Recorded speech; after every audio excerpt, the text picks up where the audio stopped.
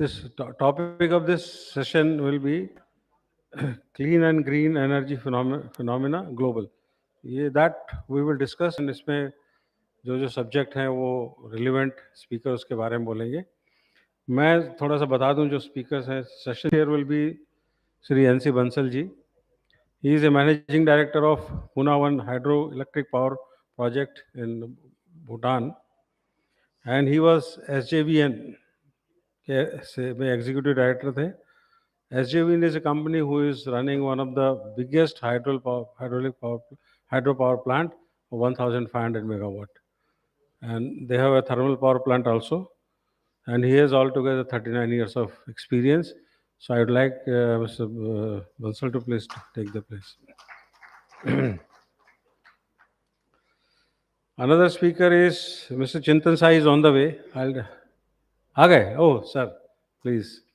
Chintan Sai is a director technical IREDA से director हैं. And IREDA renewable energy में काफ़ी काम कर रहा है. I think they are the leader in renewable energy. So I request Mr. Shah. We have Mr. Uday Shankar. He is a project manager. Uday, yes, okay. Uday Shankar. He will be talking about geothermal. A totally new, different topic. Geothermal पे actually अगर कोई Pioneer है तो उदय शंकर है. इनके एक boss थे mister Kishore. I think these are two persons who started this geothermal business, and now he has conceptualized a power plant on a geothermal. So he'll be talking, and he retired from ONGC, and now he is in a energy center of ONGC as a project director, and he is very passionate about this geothermal. So I welcome Uday Shankar. And we have Sri Ashish Bhattacharya. He will be talking on EVs. And he is director of Agile. He will be talking about EV charging station. They have a lot of EV charging stations with them. They are in the health center, and they are doing fabrication of the vehicles, EV vehicles and all. So that kind of experience he has. One more speaker was to come. I don't know whether he will be able to make it because he is stuck somewhere in the traffic. Mr. Rajiv Arora, if he comes, he will also be talking about the EV. So now I hand over to Mr. NC Bansal to conduct this session. Mr. Bansal, please.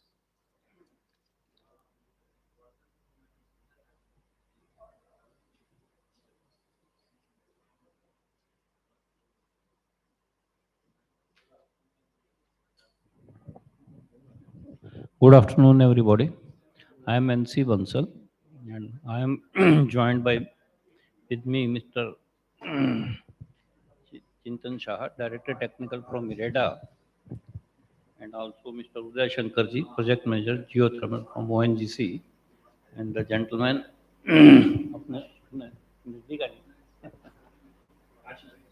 Ashish Bhattacharya. And one more speaker is likely to join us shortly.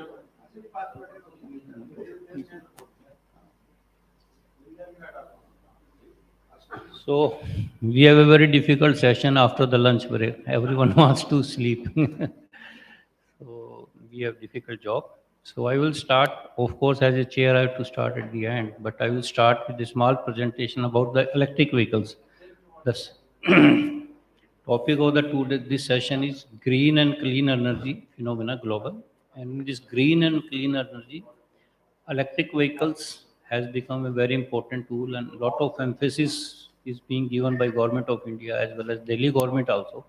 In fact, today morning also there was a news article in Times of India that the sale of electric vehicles have picked up in Delhi. And the main challenge which is being faced in case of electric vehicles is the charging station, charging infrastructure. So I just want to start the discussions over this topic. So I have made small presentation. If everyone might allows me, I can just kick start so that you do not feel sleepy. Our job is not to make you sleepy. So that's all. Thank you.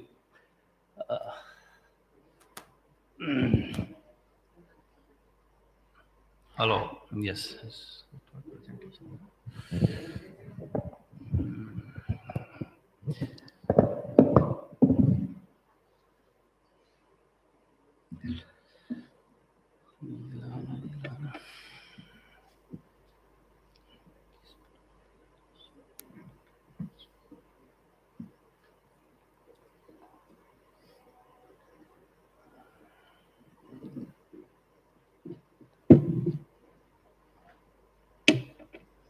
दूसरा presentation, दूसरा लगा electric vehicles वाला।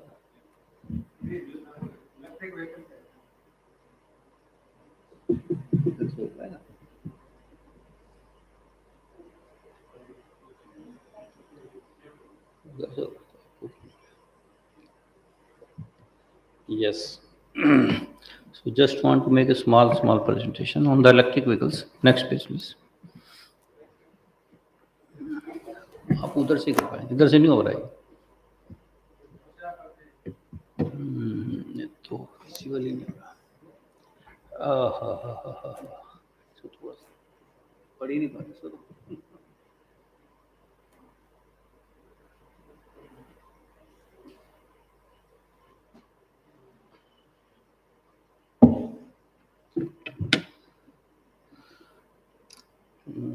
Just give me a minute. Sorry that screen is not visible to me. Just open my mobile.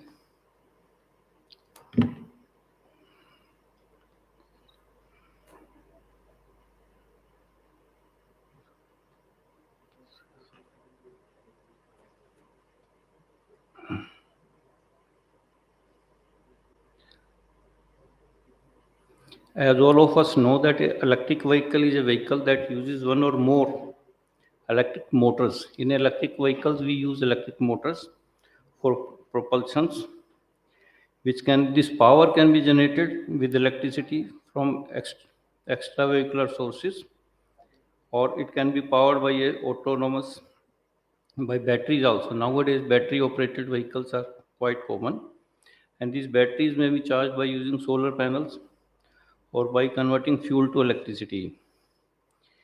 As there is a common perception that electric vehicles only means vehicles on the roads or train, but it also includes this electric aircraft and electric spacecraft also. These electrical vehicles can play a vital role in combating climate change across the globe by helping cut down the emissions and reducing dependence on fossil fuel. Because nowadays this climate change has become very important. We see unprecedented weathers, rains or floods in Rajasthan, Jodhpur area. So all those things, people say that this is on account of climate change. To cut short on the climate change, these electric vehicles, which has no pollution, so that can be a game changer. And this EV have seen a resurgence due to technological advancements, and increased focus is being given by government of India on the renewable energy. Of course, we have one expert also on EV vehicles. He will be sharing in detail, and potential reduction of transportation impact on climate change. Extensive use of electric vehicle has been recognized as one of the best solutions addressing climate change. Therefore, under COP26 commitment, there is a Paris Agreement towards net zero emissions and for a cleaner and greener tomorrow. Government of India has put an unprecedented thrust for adoption of electric vehicles in almost all spheres and incentivize in several ways for shifting the fossil fuel free electric vehicles. However, considering vastness of the country and spread of utilization sphere, India faces several challenges on providing reliable charging infrastructure for EV of several kinds to citizens of several and different needs. Electric vehicles can be charged in a variety of ways. So charging is a very important, and that's why the electric vehicles are not picking up, because charging stations are not available. Electric vehicles can be charged in a variety of ways depending upon location and vast requirement. Accordingly, charging infrastructure for EVs of different types and designed for different applications. Specifications and standards for EV chargers, also known as electric vehicle supply equipment, vary from one country to another. based on available EV models in the market and the characteristics of the electricity grid. The country is struggling with several challenges like high prices of electric vehicles, especially in four-wheelers, battery production capabilities, electricity consumptions, charger compatibility, improper charging location, and lack of vigorous electric charging infrastructure. The electric vehicle charging infrastructure faces numerous challenges in terms of development. The other issue which is being faced in case of electric vehicle is that high initial investment for charging station. Setting up of electric vehicle charging station is quite high in cost, and setting up EV charging infrastructure across country needs fulfillment of requirements such as location, land, vendor, grid power stability, remittance of power supply, varieties of charger, cables and other auxiliaries. With the high cost of setting the EV charging station, the only way to make fast charging station feasible is to increase their utilization. For the charging infrastructure should be set up with DC charging, which is more useful than AC charging technology. Even the government also needs to help for setting up charging infrastructure by investing with EV companies. So there are several types of charging connectors which are just shown over the screen, and then EV must be proficient in making high voltage and current or both. So a combination of slow and fast chargers could be the best option for EV. Superchargers should be used to reduce more time. Then comes where the EV charging station should be located. To set up the EV vehicle charging station, the location of the charging station is a major challenge. Location or design of charging station should be such that it is easily visible, accessible, save time, and charging queues can be minimized. For that, location should be considered as a prime location, having characteristics of ample parking space, approachable, feasible to set up, convenient waiting time, etc., so that consumers can utilize the idle time to charge their EVs. Technical safety is also becoming in electric vehicles. We have read number of accidents are also taking place, so that is also a challenge being faced. Setting up the EV charging stations require technical safety, voltage fluctuations, overcurrent frequency mismatch, ground faults are major concerns. To overcome voltage fluctuations, stabilizers, proximity sensors, control pilot sensors need to be integrated to avoid damage to expensive component beside other issues related to heat dissipation, grounding, voltage measurement, etc. Then there are software related challenge also which is being faced. Finding the availability of charging slot is one of the major concern for the as a consumer when my vehicle can be charged with minimum waiting time. So for that also we need to create some software where the charging station is free.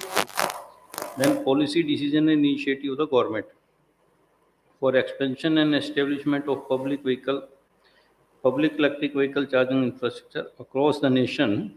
Government of India has issued several revised consolidated guidelines and standards for EV charging infrastructure in January 22 only. Recently they have issued. Government of India has undertaken multiple initiatives to promote the manufacturing and adoption of electric vehicles in the country. With the considerable expansion in public EV charging infrastructure, the electric vehicles have started penetration in the Indian market. As I said in the morning itself, there was a news that in Delhi over the last 2 years, the sale of electric vehicles have doubled. The government has also made 360-degree efforts to enhance public charging infrastructure by involving companies like ONGC, Indian Oil, all the oil companies which have their petrol pumps. Over that, they are trying to create these charging stations. So this is one of the main concern. With this, I just want to, because we have an expert over EVs, yeah, I will not take over this time much. and other presentations we can go through. So thank you. This was just to kickstart the discussions. Thank you very much.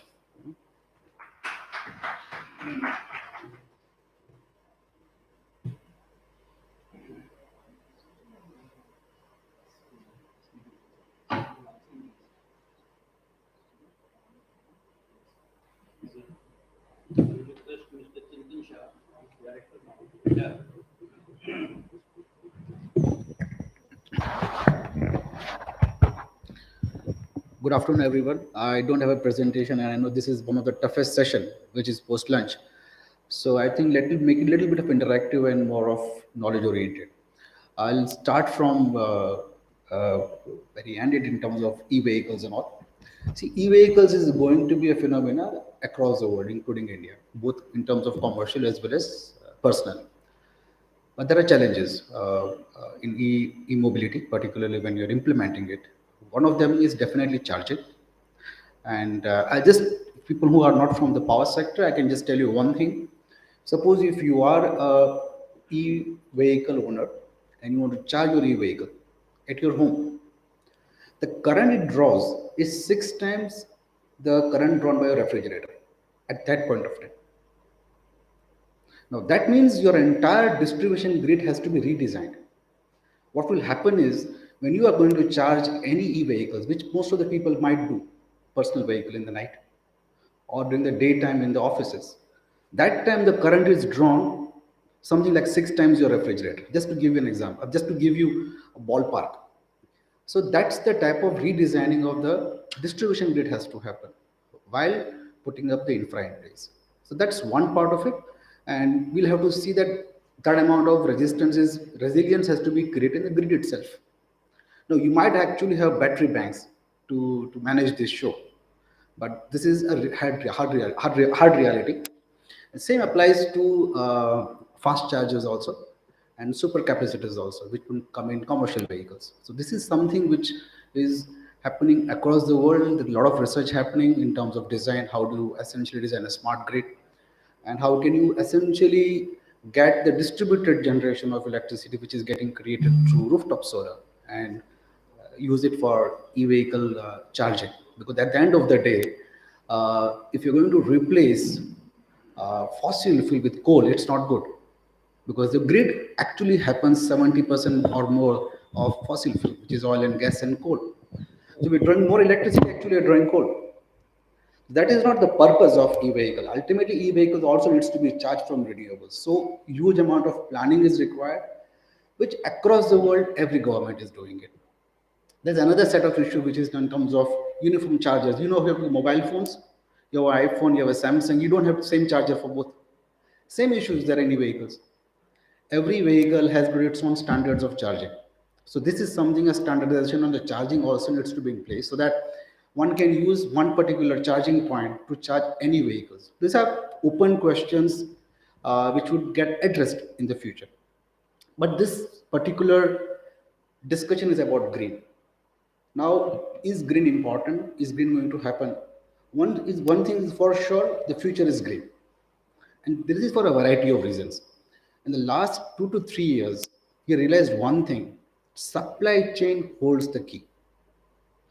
We had all economies across the world had huge issues in terms of commodities, and oil and coal is also a commodity.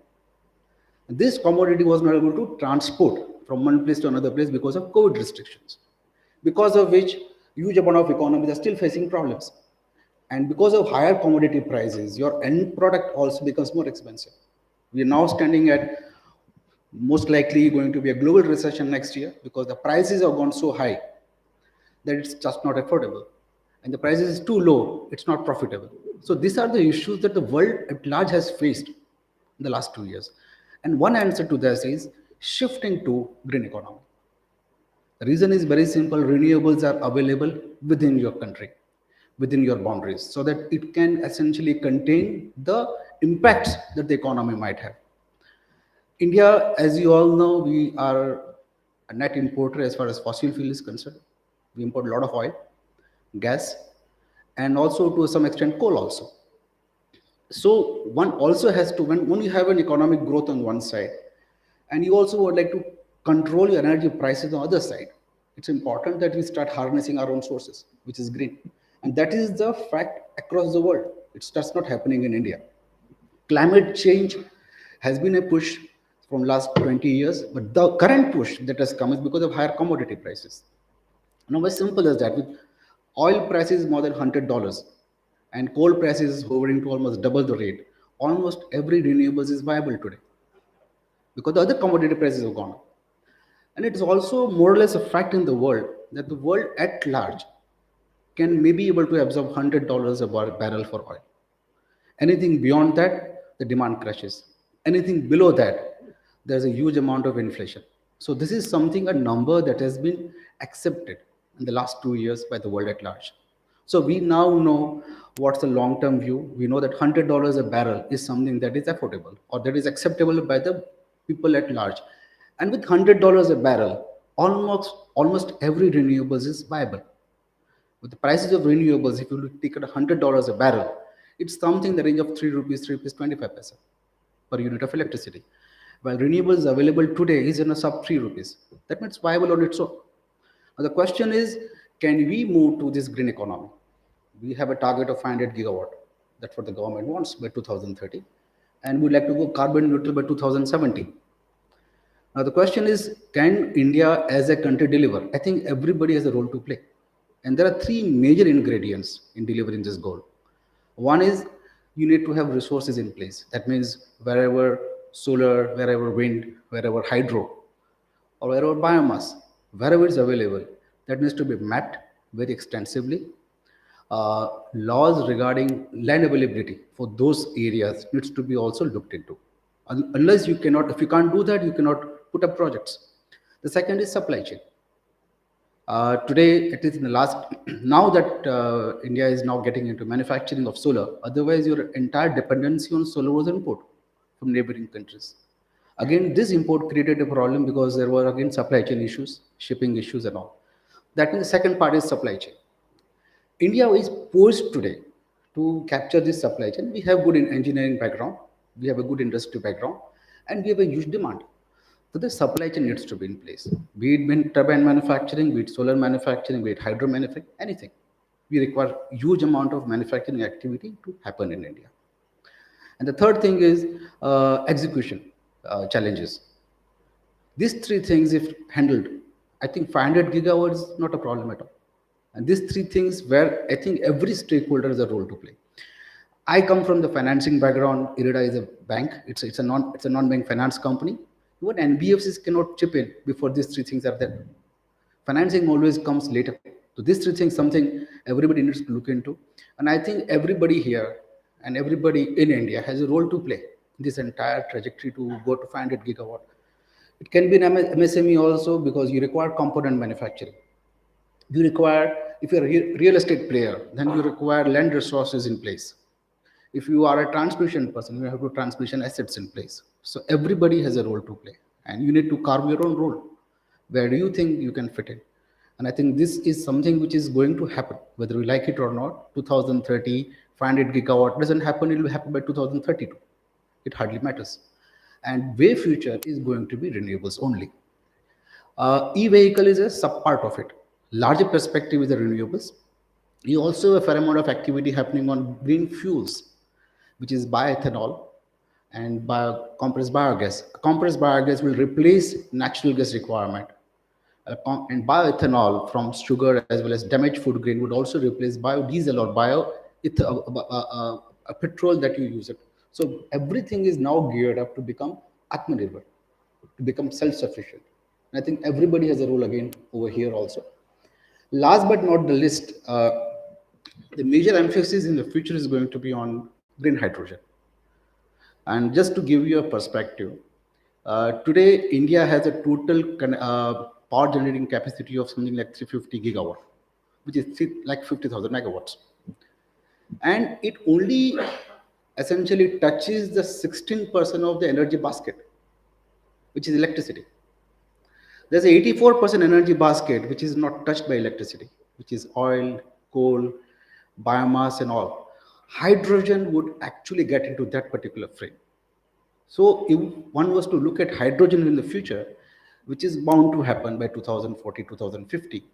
You are talking not 500 gigawatt, you are talking something like 3000 gigawatt, 4000 gigawatt. Whether India would actually become a next hydrogen exporter. Like, the all producing countries of Gulf are exporting crude oil. India might start exporting hydrogen also, because we have immense capacity to put up renewable energy projects. We have immense capacity to execute those projects as a country. Immense capacity to manufacture the plant and machinery required.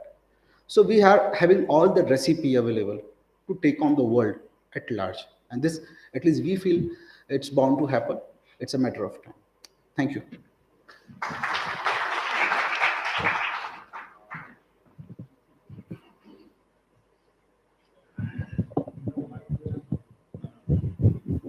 ये चिंतन शाह जी ने बड़ा अच्छा एक overall perspective दिया और बड़ी positive hope दिया कि कंट्री नेक्स्ट एक्सपोर्टर हो सकता है हाइड्रोजन के लिए. That is very good for our future generation, because so far we have been hearing that we are importing oil, we are importers, net importers. So we are very thankful for giving that positive thought, and our dream is that all our youngsters, future generations, will make all out efforts to make this happen. While on this subject, I may request our next speaker, Mr. Ashish Bhattacharya, because he is working on EV, he is expert on EV, so let us close that chapter before moving to this.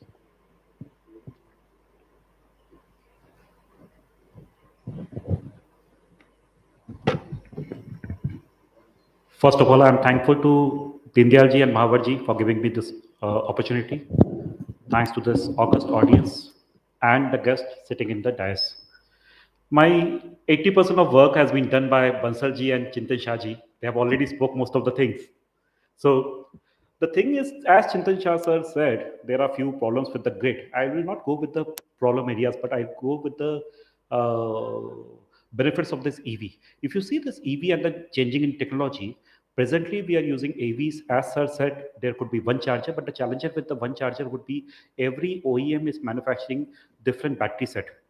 It is depending on the kilowatts. As presently we are using 3 type of chargers in India, but with the change in and evolution in technology, could be it is possible. And I would also see that in future if it's a single charger like a mobile, so that anybody can go anywhere and access that. Apart from that, if I talk about the swappable batteries, everybody is talking about the swappable batteries or how it would be. So in the swappable battery, again the challenge is OEMs, original equipment manufacturers, who is manufacturing this vehicle. Until unless there is a uniformity in the batteries, till that time swappable battery will not be successful. But if I see a fleet owners and the buses for the STUs with the state road transport, their swappable battery will be very useful. For example, if there is a road transport bus that is going from here to Lucknow, and the bus can give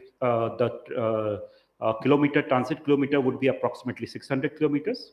By the time it will stop to any of the service centers where the passenger can have food and all, by the time they can have the swappable batteries of the same OEMs.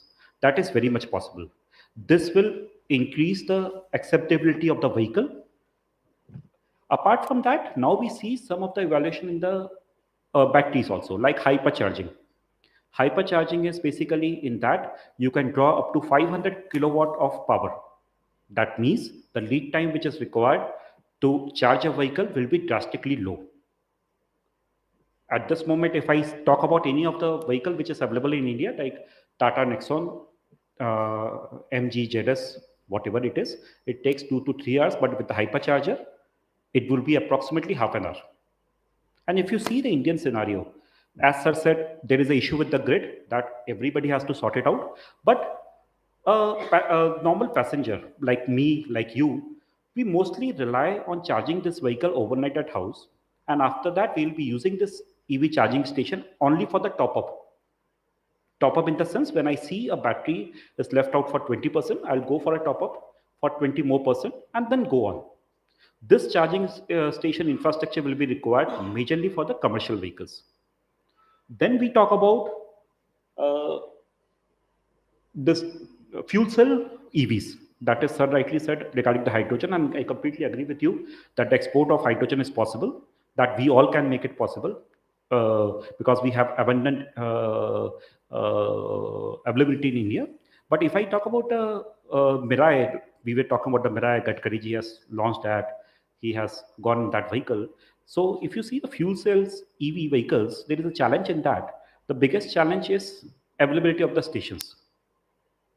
It is a liquid hydrogen, and the process is liquid hydrogen charges the batteries.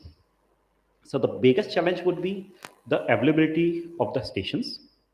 So at this moment, I personally think that this EVs, when we talk about, are they really EVs? Are really we using the green energy?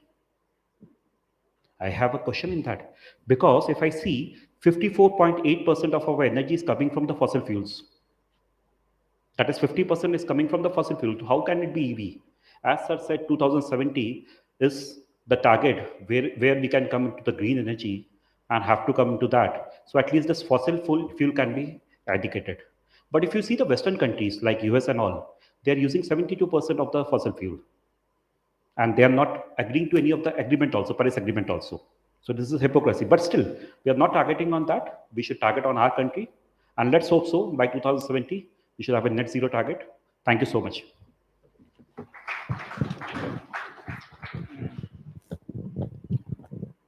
Ashish ji ने बड़ा अच्छा से बताया EV vehicles के बारे में, hope बताया और फ्यूचर के बारे में भी बात किया.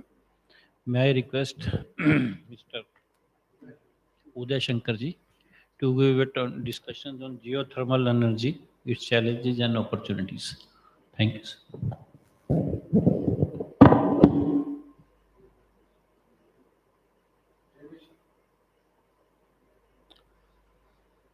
Good afternoon, sir. I'm thankful to Chair CSR Research Foundation and Mahavasa for giving me opportunity to speak before August audience today. My topic is slightly new, as Mahavasa has said. Geothermal is a new field for the country. Can you take the first slide?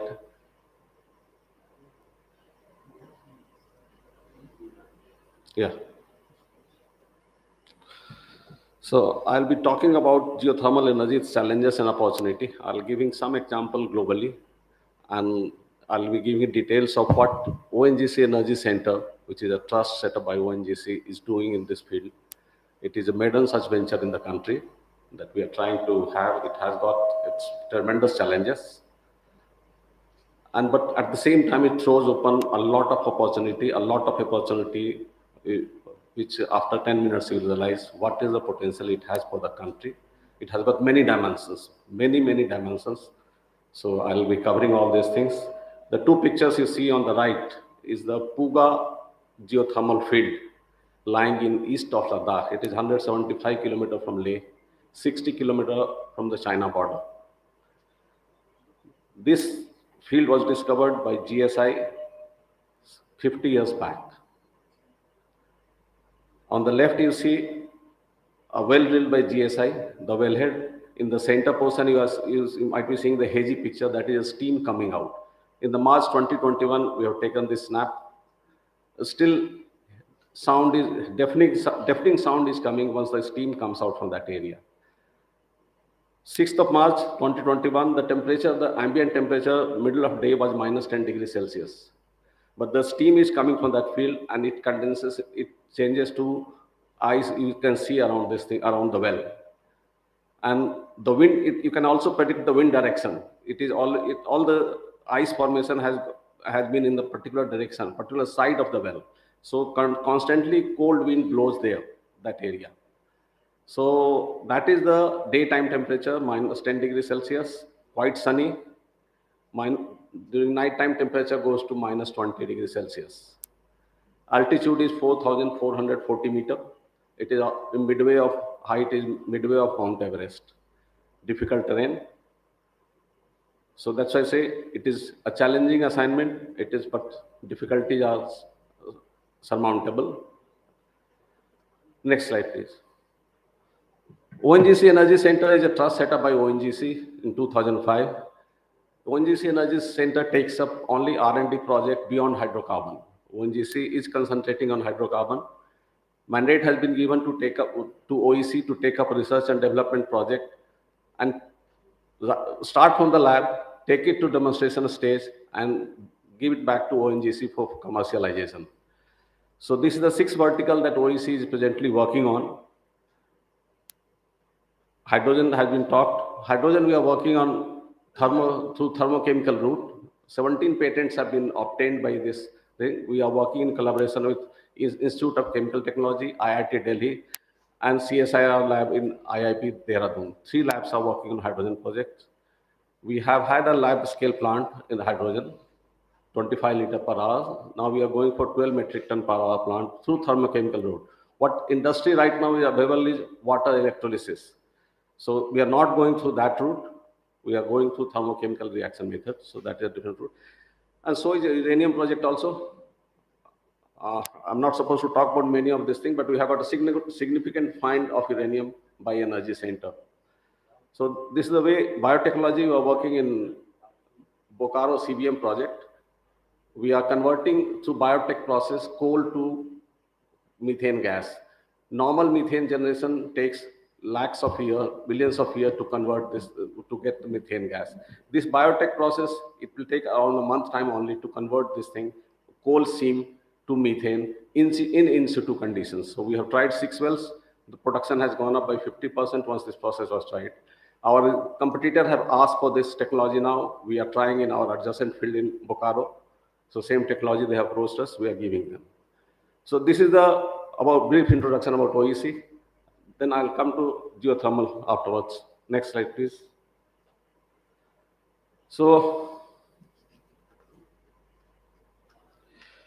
this is the first introductory slide. It gives you what is geothermal. On the top right corner, you see 99% of the earth mass is of more than 1000 degrees Celsius. And this is what makes it a renewable energy. If you are able to exploit it, you'll have energy available right beneath our leg, beneath our feet for our future. On the left side, you see, this is the Yellowstone geysers in California. The largest geothermal, single location geothermal plant is located here, 900 megawatt. Presently, this is a national park, reserved area. You can't do much development work over there. There's a restricted area, the way we also have.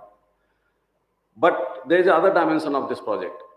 NASA is also working on this project. There's a possibility of putting up a 20,000 megawatt geothermal plant just adjacent to this national park without disturbing the ecosystem of the park. Because if you don't do it, there may be sometimes volcano may erupt and it will bring tsunami.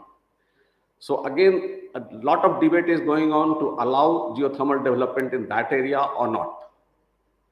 So that is what it makes it is misunderstood. It is potentially the largest and presently the most misunderstood source of energy. That is why it is said so. It is 24/7, available 24/7, unlike wind and PV. And 1 megawatt of geothermal power plant will give you 5 times more number of units a solar PV gives you, because it is not dependent on day-night. It is not dependent on seasonality effect. It works 24/7. And it requires less than 5% of land footprint compared to solar PV. So this is what geothermal can offer you.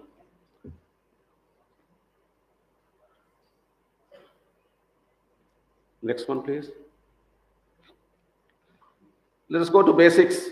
What is the source of geothermal energy? This is the ring of fire you see around the globe where the tectonic plates are meeting ground.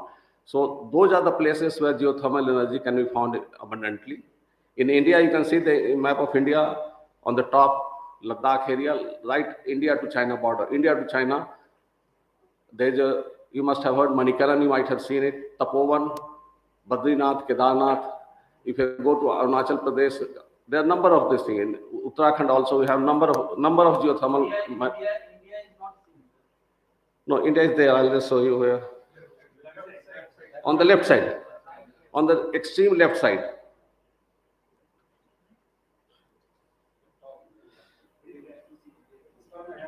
I used to see India in the list. Yeah. So it depends where you cut the globe. Where you cut the globe and flatten it. We must see they are from Right. No, India is there. the west side.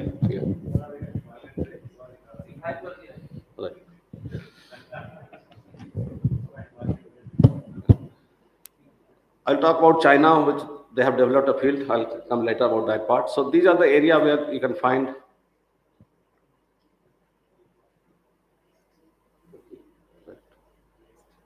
Right.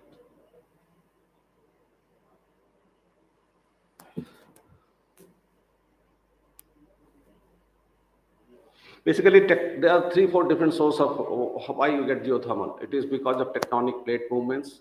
It is because of the lava lying behind this thing, tectonic plates. It may be because of the decay of radioactive material that is happening continuously below the earth. It may be because of thermochemical reaction, like lime react with water that will give you heat. So there may be different sources of geothermal energy available in this thing, and you'll find all over, every state must be having geothermal springs, hot springs. So you must have seen warm water coming around the year for ages. So these are the different sources of geothermal energy available to mankind.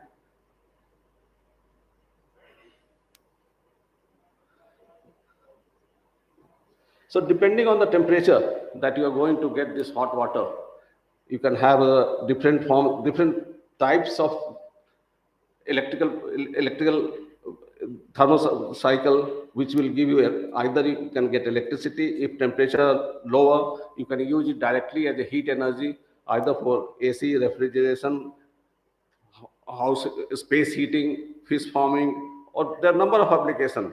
And right up to 0 degrees Celsius in the places, in the cold places like that, you can even use it for the river melting after utilization of all those energy. So that is why I say in this thing, it is you are able to produce electricity at the same time. After production of electricity, you can use the residual heat also in the form of the heat energy, and that is what makes it very interesting for our places like Ladakh, where we are going to put up this project.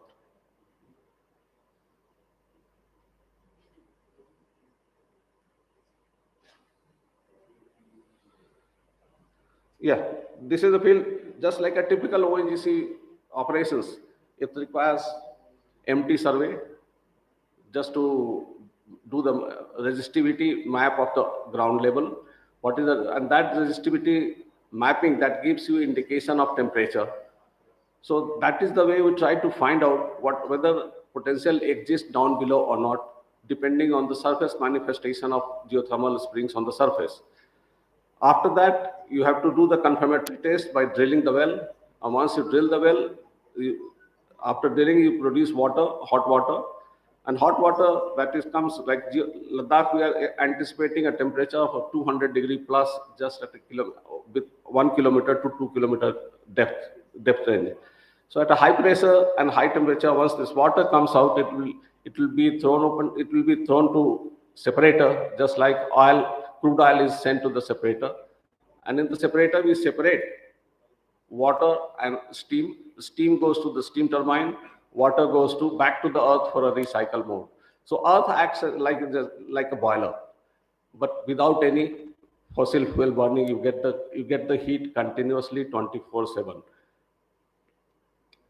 If you want to know about this, what is the US is the largest geothermal. They have got the largest plant, 3,700 megawatt. Indonesia, these are the total globally 15.6 gigawatt.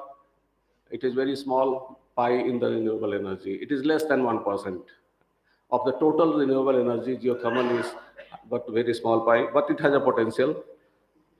We can meet, its projection is it can meet 3 to 5% of global need by year 2050.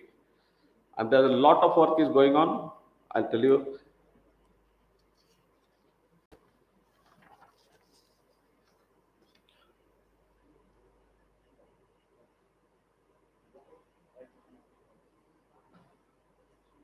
Yeah.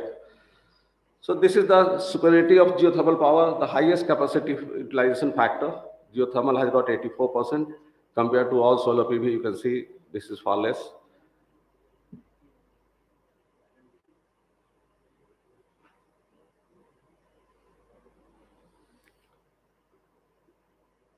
The largest single location plant, this is geysers that I told you in the beginning, 1520 megawatt capacity. There are 9 machines in the national Yellowstone farm. So there this 1520 megawatt geothermal plant is located. Second one is the Italy Lardello complex. This is the first geothermal field discovered, came in the world in 1907.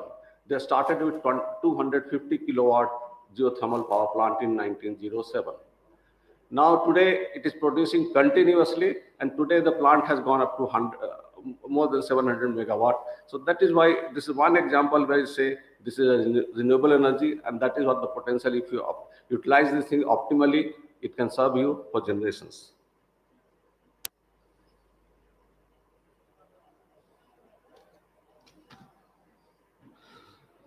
I'll come back to India now.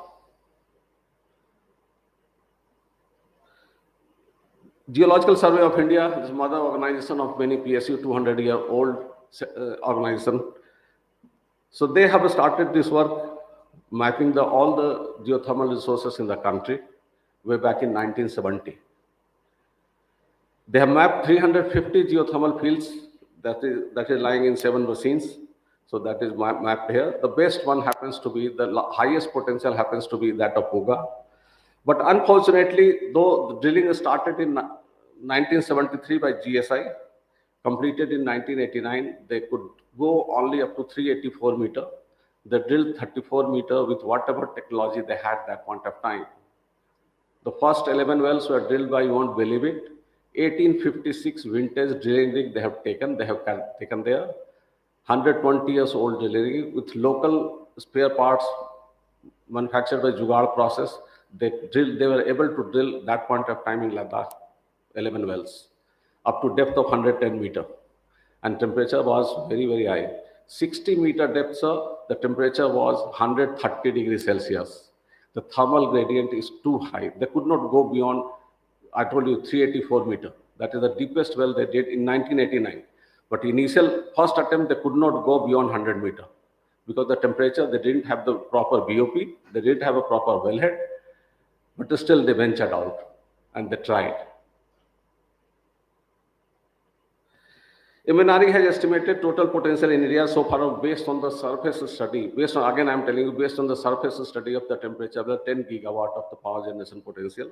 This needs to be confirmed again by further MT survey, and this requires further study. Now coming to, that was the Indian scenario. Let's come back. Let us go to specific. Yeah, this happens to be the best potential geothermal resources in India. You see down below Puga and Chumathang. I told you 175 kilometers from Leh towards the eastern side. Puga and Chumathang, they are 10 kilometers apart each other aerial distance, but by road it is 35 kilometers. Both have got a Chumathang lies right on the Indus River that comes from the China. And in the middle of river, you will see the water boiling. 87 degrees Celsius, I have measured the temperature, boiling temperature in the middle of the river. Similarly, the Puga temperature, the well temperature, you will find 84 degrees Celsius. That is the maximum possible there because that is the boiling point of the water at that height. So these are the two temperatures you are finding on the surface right now. There are, other than these two, there are a number of hot spring dotted area. 2 years back, you might have heard, we had a Galwan incident with China. That point of time, they have taken one of the hot spring lying on the Galwan Valley. It is still a point of dispute as on today. They don't want to leave that Galwan, hot spring, because that is a big source of energy for them.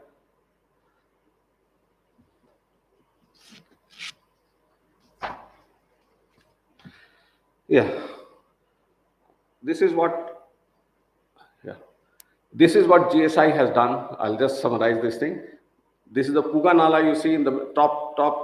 Puga Nala is flowing. On the both sides of the Puga Nala, wells have been drilled at 5 square kilometer area. Depth is given in the down below. On the right side is you find the thermal log. What each well encountered, temperature have been encountered, they have been measured meter by meter. Each meter, Atomic Mineral Division and NGRI. These two agencies were also involved. They have taken their own readings besides GSI. So this is a plot given by these three agencies. You can find this almost say 60 degree slope.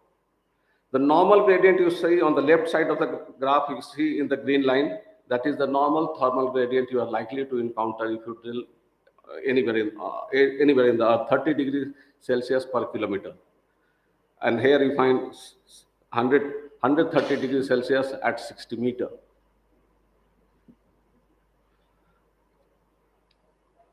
Yeah.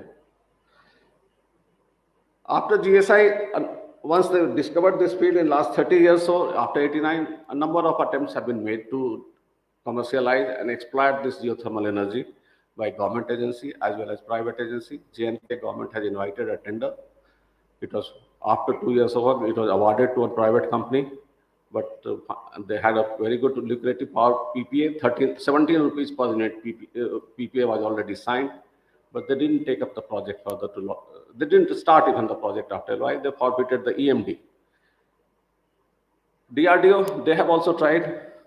They had signed a 3 megawatt. This thing, the army wanted it badly.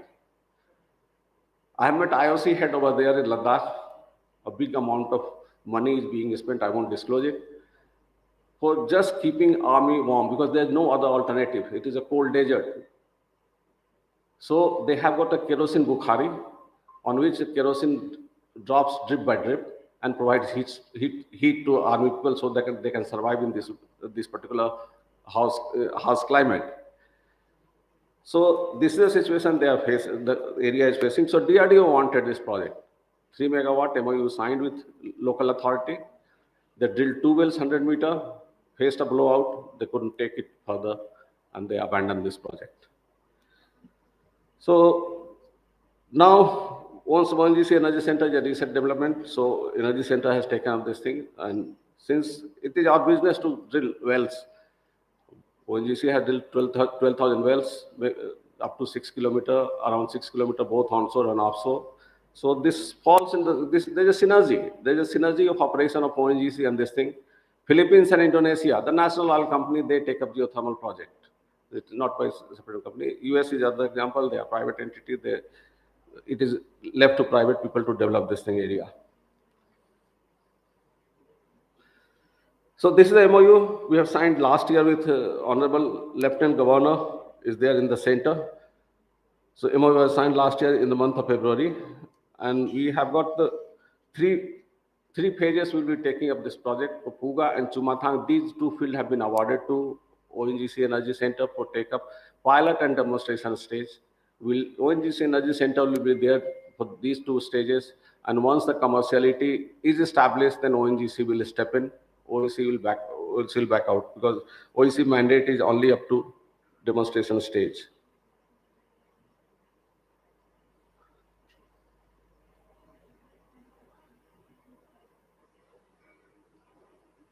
Yeah.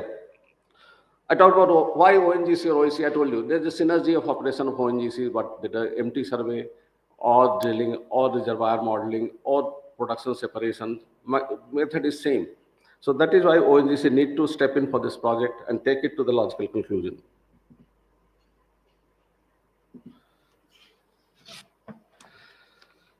These are the stages we have planned. Phase 1 and phase 2, that is last year.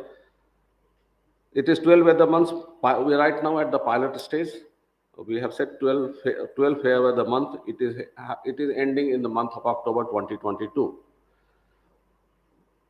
Around a week from now, we are going to spud the well. We have mobilized all the resources. The the approach was not proper. The rig has to be dismantled into 3 parts. It has to cross through Jojila Pass, and it has to pass through Talangla Pass, a second highest motorable road in the world. So, but about 95% all the material in consignment, 30 trucks has reached there on the site. Yesterday, 6-meter conductor casing has been lowered.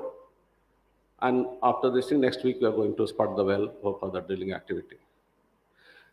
Phase 2 is again putting up a demonstration stage of 5 to 10 megawatt. We'll start with 1 megawatt. We are going step by step. First, in the phase 1, we'll be drilling only 2 wells of 1,000 meter each and putting up a power plant of up to 1 megawatt. We have a vendor, Indian company only. They have supplied geothermal steam turbine, petroleum steam turbine for Enal Geothermal in Mexico. We are in touch with them. There are other 3-4 also steam turbine company. So we are all the tender activity we did. We are making sure this should be make in India effort.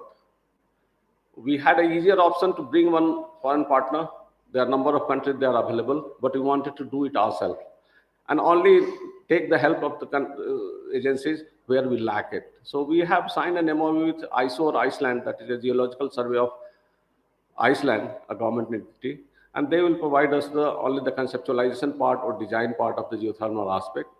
But it will be drilled by an Indian drilling company. And again, power plant will be also put up by the Indian drilling company. So will be a make in India effort. That is what the ONGC Energy Center mandate is, do not import technology. This is potential of geothermal in Ladakh. On the top side, you are seeing, top left corner, you see a lake. It is a man-made lake in Iceland. It's called Blue Lagoon. You must have, that is Blue Lagoon. On the back side, you might be seeing a steam coming out from a power plant. On the back side of that picture, that is a 80 megawatt geothermal power plant. The revenue from this man-made lake, it has been developed as a tourist spot. This heated pool, this gives more revenue than 80 megawatt geothermal power plant gives. So that is the potential it has, tourism potential it has in Iceland. You can go for geothermal farming. Ladakh, I told you, it is a desert. It is a cold desert. Nothing happens. During winter months, it becomes landlocked. It is disconnected from Manali or Zojila Pass. This is the two land route it has available. So all the supply chain is only by air. Recently, once it has been declared a UT, now the government over there, they have started 2 flights goes from Delhi every day. It carries vegetables for Ladakh. And it is sold at Ajadpur Mandi rate plus 95 rupees that airline charges. And it is rationed to the local people at that rate.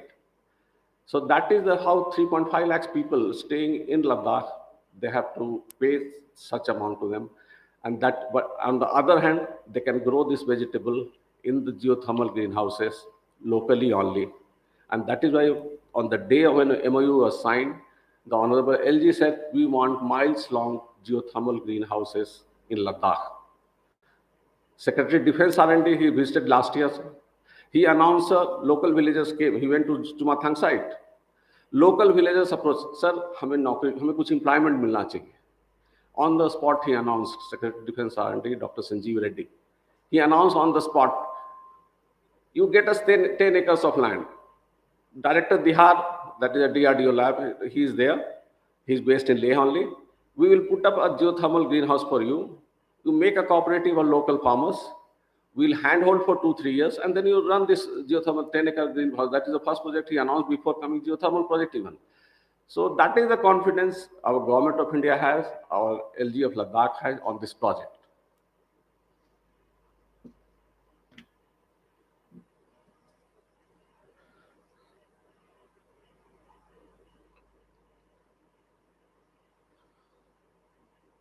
Ladakh has a population 3.5 lakhs. They receive same amount of population, same amount of 3.5 lakh tourists. Out of this, 50,000 is foreign tourists. Iceland, they have got a similar demographic, 3.5 lakhs. But they receive 2 million foreign tourists annually. And that is why 40% of GDP that comes to Iceland is geothermal based. So that is what it can do. That is what it can do. In Leh, you have got 2,500 hotels and 3,500 on taxis. This during winter month, 90% of the hotel closes because there is no tourist. The taxi, they remain idle. So once you have some geothermal heating sources available there, all these things can be made operational. More number of tourists can come.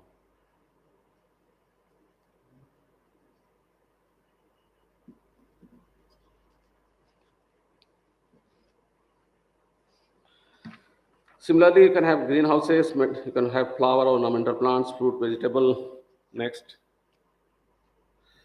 You can use it for street heating of snow melting during winter. You can have the geothermal fish farms. Iceland, they have identified the costliest fish, which is not found in Iceland, but in the geothermal greenhouse, geothermal aqua farm. At 12 degrees Celsius, the productivity of that particular fish is highest. So they have brought that fish, generated this thing, created a geothermal farmhouse, aqua farms, and they export those fish.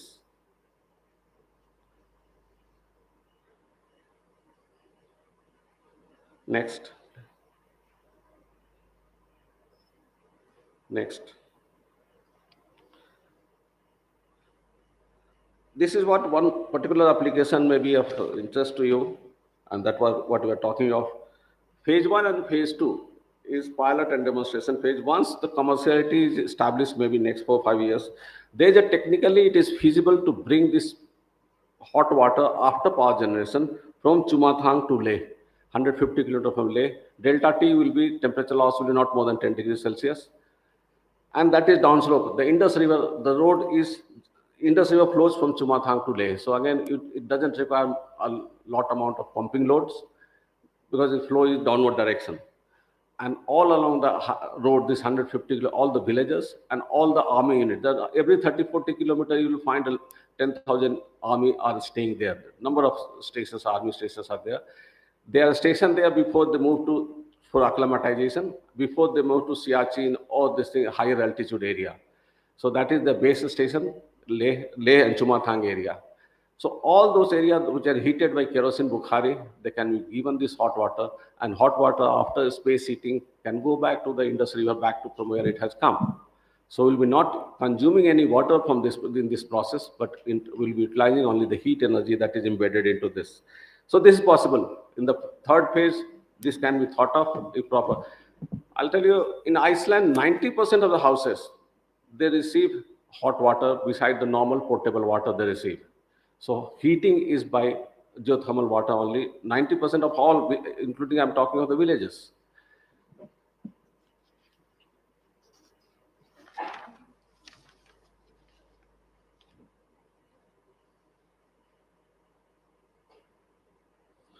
So this is what Ladakh project, geothermal project has many dimensions. Ladakh I like to summarize. It is inhospitable terrain, I described to you. It is much beyond power. It is not, we are not talking of electricity only. It is much beyond Ladakh. I'll tell you, water contains many things, but we are not concentrating on those many things. Now we are concentrating on water only. It is much beyond techno-economics. Even if we should develop this project, we are not looking at techno-economics, but because of the needs and the justification I have given earlier. It is employment generation and reverse migration. During winter, because there is no economic activity, a large population shift to Dharamsala, Jammu, even Delhi. Delhi have got a big area where Ladakh people, they migrate because there's nothing to do over there. So this will generate tourism. So that is why I say it will be reverse migration. And it has got a very, reverse migration has got a very adverse impact on the cross-border China issue. People are on the border area, it is very, very difficult to stay, and it is very easy to capture those lands. That is what it is happening. So it has got a strategic dimension and a startup to generate many new ventures. I told you, there are many things can be done.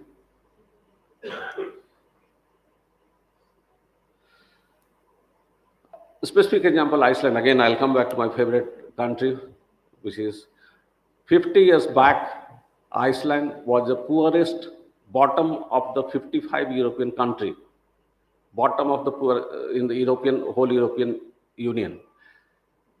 Today, it is 9th richest in the world. And one of the factor is geothermal, plus they have got a hydropower also. But since geothermal gives you much more wider spectrum of energy than hydropower, so this is one aspect that we need to capture here. They have got a 700 megawatt geothermal power plant already installed and running. Mind it, just 350,000 person and 750 megawatt they are getting only for geothermal. They have got an interesting financial model, sir. It may be of interest. We read, I think he has gone. They have put up 5 large aluminum smelters, Iceland. They don't have ore and they don't have a demand for the product. Aluminum, they will not consume. But 5 large aluminum melter company, because they have got a cheap electricity, just 2 cents per unit of they get it, 1 rupee 50 paisa, 60 paisa per unit of electricity they charge. So they have set up the plant. They bring the ore over there, smelt it, manufacture this thing, aluminum, take it back to the world market to sell it. Only thing Iceland contribute is the utility, that is electricity. And they have tied up with this thing, those aluminum company, that electricity price will be tied up to London Metal Exchange aluminum price to that. So the price goes up, the electricity price will go up, price goes down. So a nice model they have industry and geothermal industry has developed over there. Coming nearer to our neighbor, this is Yangbaijan field in Tibet in China, just across the border. Whole of Himalayan region, I told you in the beginning, there are many geothermal springs, this side of the border and other side of the border. They started exploration 2 years after GSI started. But today they have, as per the information available in the public domain, that is 2010 Congress, 24 megawatt was already functional, and they had a plan to set up 100 megawatt geothermal power plant over there. They are already bringing this hot water to Lhasa, and 30% of houses in Lhasa, they get hot water from this particular plant after power generation.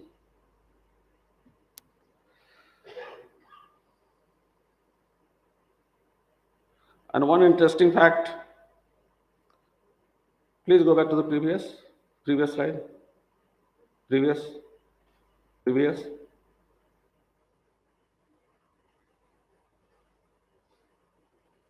Yeah.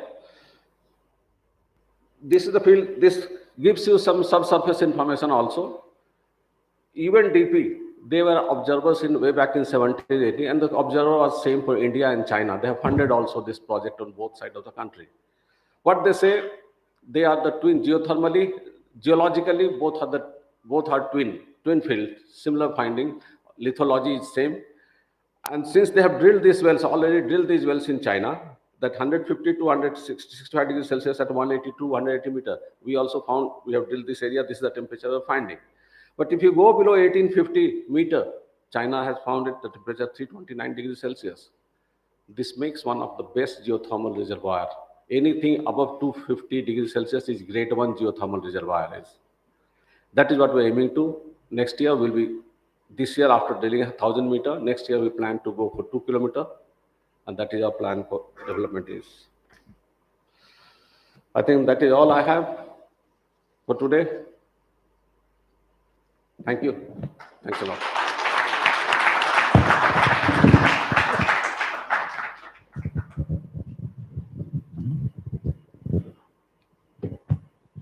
I think all the participants will join our Mr. Uday Shankar ji, that he has given such a wonderful presentation on one of the area which is unheard of in India. At least commercial commissioning of the project has not happened, and he has spoken with such a passion, with so much knowledge about this project. And I do hope that there will be a number of questions on this issue. At least I have some questions. So I open the floor for questions on this new topic. Of course, EV can be also, because we have expert on EV. So I open the floor for questions. Mike. Question audience के लिए mic दे रहा है? बहुत बढ़िया और presentation को copy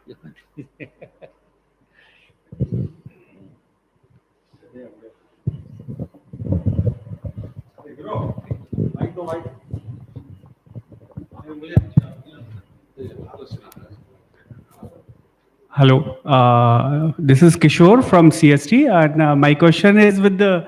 Uday Shankar, sir. I think it is a quite interesting topic which you put forward in front of us. Sir, my question is that what is the temperature miss at which you feel that this is the viable, geothermal, which is the temperature at which you decide that this project going to be successful, like 100 degree, 120 degree? What is the temperature range? The last slide when I summarize, Yes. it is much beyond techno-economics. Okay. For Ladakh environment, don't think of that. Otherwise, commercially, it competes with the grid power. I told you, Iceland example I gave you, they sell geothermal power at 2 cents per unit, 1 rupee 60 paisa per unit of electricity. So it competes with the grid. No, I'm not asking that one. So if that temperature, if you want to temperature, Yeah. again, I told you 250 plus degrees Celsius makes a grade 1 reservoir. Okay. You get dry steam, dry steam, which can, without routing it through separator, you can send it to the turbine. So your facility cost is very less, and you can use this energy directly in the steam turbine. Otherwise, you have to put a separation facility in the beginning. So this is the temperature. Otherwise, if you want to go for steam turbine, it is 180 degrees Celsius and above. The type of turbine changes. 250, you have got the dry steam. If it is 180 to 220, you have to go to flash type of this thing, where you have to flash this thing and separate the water and the steam, and those steam will go to this thing. So this will be slightly costlier. If it is less than 180 degrees Celsius water temperature is, then you have to go for organic Rankine cycle. That is for 80 degrees, say 180 degrees Celsius, that you have got that long bandwidth. So if you have low temperature, you can go for organic Rankine cycle. It's still a proven thing. There are more than 1,000 organic Rankine cycle turbine right now is working in the world. So where you use this hot water directly to a heat exchanger. So there are some low boiling fluid. It is heated up, and that fluid turning into steam, that drives the turbine instead of hot water or instead of a steam.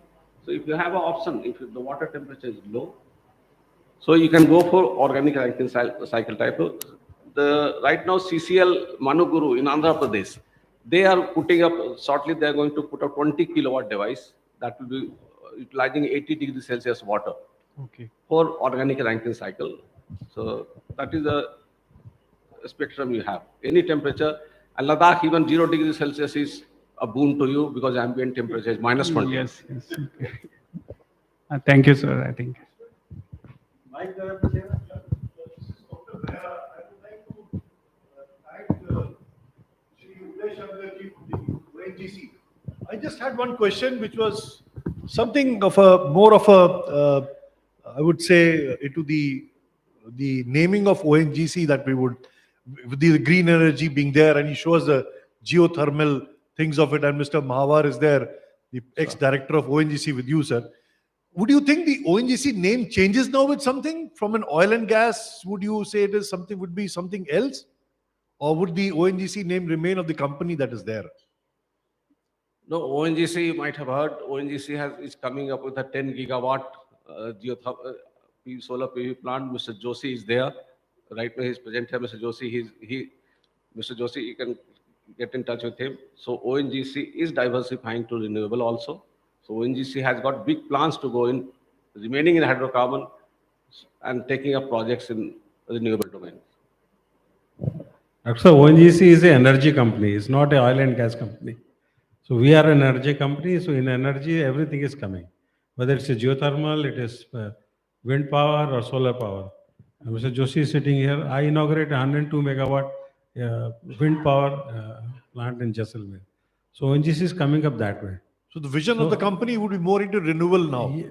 We are diversifying to renewables. Okay. We are going ahead with it. But we know the oil and gas is going to stay for next 100 years. That is there. But still, to diversify, because the quantity is going to reduce, definitely we want to... No, the idea, my idea was basically, because with the Prime Minister of India coming in and saying after the UN convention that by 2045 we are going to be 50% not dependent on fossil fuels, and by 2070 would be total green. So the vision was, my question, vision was from there. Like ONGC being an energy company, I understand, mainly into oil and gas and now renewable energy, what I understand, geothermal coming in. Would the name also the company change with the time? Not from there we pick up. We started this journey long back. Okay. If you see our wind power plant, we started, I think, 12 years back. So that way, we are much ahead of that. We are not thinking that only when PMS said we have to start, but we started long back when we became an energy company. Initially, we were oil and gas, but now we are an energy company. So definitely, with keeping that in mind, we are going in all sort of energy. Even the coal in-situ combustion, which he was telling, that was started by ONGC, and we are now commercially producing that. So that kind of things are happening, not from today, from decade ago. Thank you. Thank you so much, sir.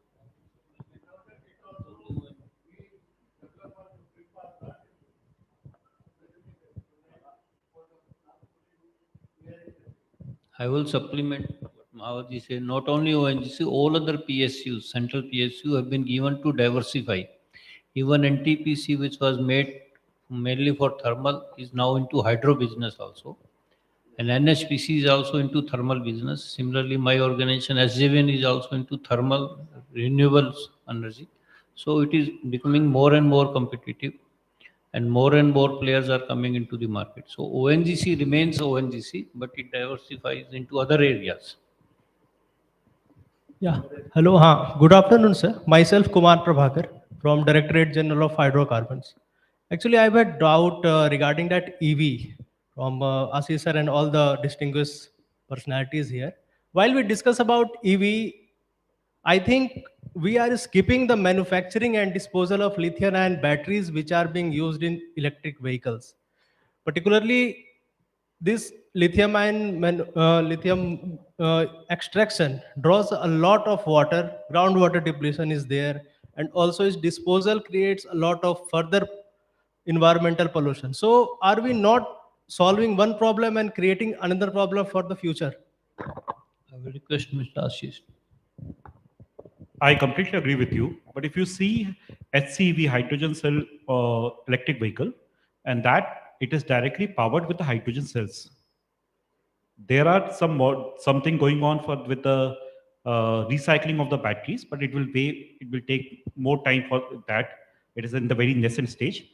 But with the hydrogen cell electric vehicle, that problem will be solved. Thank you. A very pleasant good afternoon to all of you, sir. Sir, my question is what he has asked, just in continuation with that, you can say. Sir, for hydrogen generation, see, it will be a process plant, and we require continuous electricity for that, because it will be nothing but an electrolysis process. Okay. In the one hand, we are saying that it will be coming from solar or from wind, but that will not be a continuous energy, because in daytime also it will varying according to the sun position, and in night time we will not be getting it. So what will be the solution for that? How we can say that will be a complete green hydrogen? Okay, we will increase the renewable energy component in our power mix, but how we can say that it will be a complete zero by 2070? How it will be happening? Just two questions. Thank you. I just want to say, clarify this energy requirement or electricity requirement is not uniform throughout the day. During the nights, the demand reduces, and this now entire India is one grid only. All, whether it is thermal, nuclear, hydro, whatsoever source of energy, they are all getting interconnected. So from one source to other source, as Mr. Mishra was saying, that pump storage scheme are coming in a big way. The advantage of pump storage scheme is that during the night hours, the demand is low. Sometimes you may have seen in the night the fan starts running at a very high speed because voltage increases. That's why. So in the evening, in the nights, the demand is not thermal power plants. They run at a continuous capacity. So there is a overall grid stability which will be introduced by using this hydrogen process also. So all those things are being planned in a very systematic manner. So it will not be that it will not be available. Sir, I guess I could not clear my question. Sir, I'm saying that the hydrogen generation plant is a process plant which requires a continuous energy. Say I'm setting up a 4 ton per day hydrogen generation plant that will require 10 megawatt throughout its running operation 24/7. But I will be giving it the green energy in daytime only. That will also be variable. Okay. Now in night, again, it will be dependent on the fossil fuels only. No, these wind power projects, they are most efficient during the night hours, whereas solar power projects, they are efficient during daytime. So there is a overall grid. And one more thing we cannot forget, this thermal power project's role will not be diminished over the night. It will not happen that suddenly there is no thermal power projects. That's why the vision is for 2070, not of today. Yes, yes. So by 2070, which I think that okay, we cannot we can increase the power mix of this renewable sources. We can increase the proportion, but we cannot completely eradicate this like our fossil fuels based power generation. More This is and my more point. technology will also emerge. Na? Okay, hope so. Thank you, sir.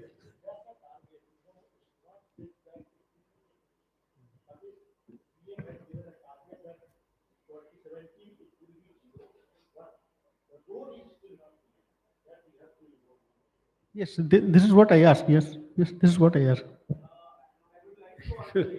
One. Let me complete, sir. I'll definitely I'll take your answer.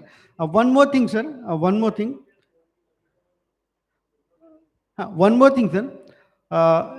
As the proportion of this renewable sources are increasing, these renewable sources highly dependent on nature, highly dependent on sun or wind speed or anything. So how we will cope up the grid stability problem? How we are planning to cope up grid stability problem? Because scheduling centers, load dispatch centers are increasing day by day, may it be state or may it be central. So how we are planning to cope up that? How we will be planning? I'm just want to put a Smart grids are coming for that. मैं बताता हूँ. See, what People are working on the smart grids. smart grids are there even, sir. That we are working Smart on. grids are there even. Yeah, Yes, yeah, sir. people are working on that, and these some of the grids you may find some upgradation, and some of the grids you find that obsolete and new grids are available. So that kind of work is going on. If you want to go for that, that is happening. The contrary, अभी तो एक वो हम जा रहे हैं कि one nation one grid. Yes, one nation, only one वही grid ही उसी हो grid को जाएगा. smart करना पड़ेगा. But that will take time. It's not immediately. If you do something immediately, it will change. It will not happen like that. बिल्कुल sir. In case of EV vehicles, somebody was, I think, asking question. You know how many vehicles are there in world? About 1.4 billion vehicles are there. And how much you are producing every year? Any idea? Any guess? It's about 80 million. And how much time it will take to manufacture that much of units which are available worldwide? 1.6 billion and 80 million. See the time, 20 years it will take. And to make those facilities, so if you think that EV vehicle will be there in 10 years time or 15 years time, that is not going to happen. It is going to take at least 30, 40 years. Sir, I'm not all saying that it will be happen with a blink. No. Listen to my things. फिर हम इसको discuss करते हैं. मैं अपनी point बातों को बता देता हूँ. Because I am also dealing with the EV vehicles and all things. And मेरा ये थोड़ा passion है कि, and I always say that I think some of these speakers have spoken in a refined way. You have to see everything in total cycle. If you are generating electricity with the coal and running an EV vehicle, are you saving the environment? No, it's not. No. Yes. You're fooling yourself. So why? If you are not generating power with the renewables or any efficient source, then running EV vehicle is of no use. Yes. Just bringing pollution from one place to other place. Yes. That's it. That's the only thing which is happening. Yes. Yes. So we should not think that EV vehicle will come and सब कुछ change हो जाएगा. ऐसा नहीं होगा भाई. This will not going to. If India scenario if you take, अगर हम EV vehicle की बात करें तो आज की डेट में कितने 12 लाख EV vehicle हैं इंडिया में. And how much we are manufacturing? Only 50,000. India सिर्फ 50,000 EV vehicle बनाता है. And I was listening to minister about 6 months back. वो बोल रहे थे 2 साल में हम 3 करोड़ EV vehicle ले आएंगे. कैसे आएंगे भाई? 3 करोड़ के लिए फिर फैसिलिटी भी चाहिए ना. 30 million, 3 million और 30 million. 30 million को लाने के लिए अभी 1.2 billion से 30 जाना है. See the jump.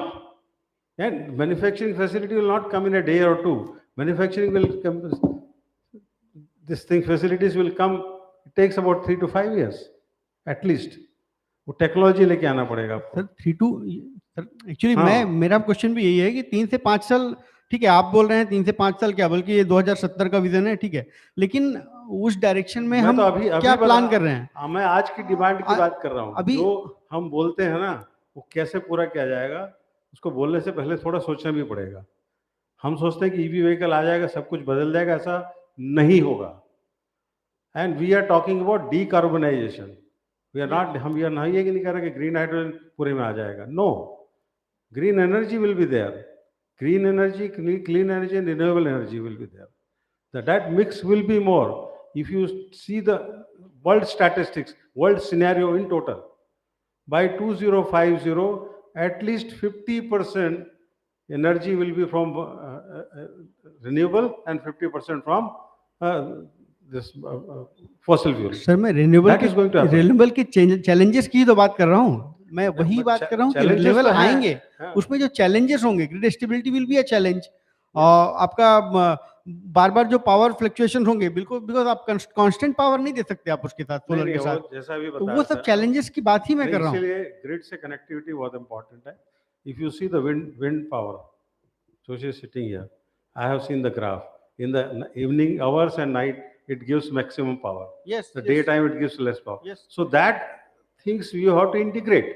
These are the things which we have to do. If you are going for this, at present, green hydrogen, manufacturing green hydrogen is a very costly affair. It's about $5 per kg. Very, very costly. $6 per kg. If you Yes. talk about other hydrogens, it's about $1, $1.5. That's all. So this we are talking about how to bring this $5 to $1.5. So it becomes viable. So that is a challenge. Definitely it's a challenge, as you're saying. Yes, it is a challenge. So now, why we are sitting here, just we want to see that how we can overcome this challenge. What are the technologies available? How, whether we can adopt something to bring these costs lower? Yes, definitely, that is the thing. So these are the things we have to work on. Yes, obviously. But ऐसा हो नहीं सकता, ये आप दिमाग में मत निकालिए. I think everybody has to be very positive. Things can happen. Yes, है ना, ऐसा होता नहीं है, ऐसा कोई चीज नहीं है जो नहीं हो सकता है. If X can do it, why you cannot do it? That sting होना चाहिए. Yes, I can. Yes, we can. नहीं तो होगा नहीं कुछ भी भाई. मैं बोल रहा था मिशन मोड में काम करना चाहिए हमको, और मिशन मोड में काम करेंगे. हमको बोल रहा है मिशन 2070 क्या है? We will be zero carbonation, decarbonation करेंगे. Neutral carbon, we will be carbon neutral. We are not talking, we will not emit carbon. We will be carbon neutral. Carbon neutral and emitting carbon is totally two different things. So you have to think from that perspective. By 2070, India will be carbon neutral. It doesn't mean that we will not produce carbon, but we will compensate with some other means. So that is the meaning of that.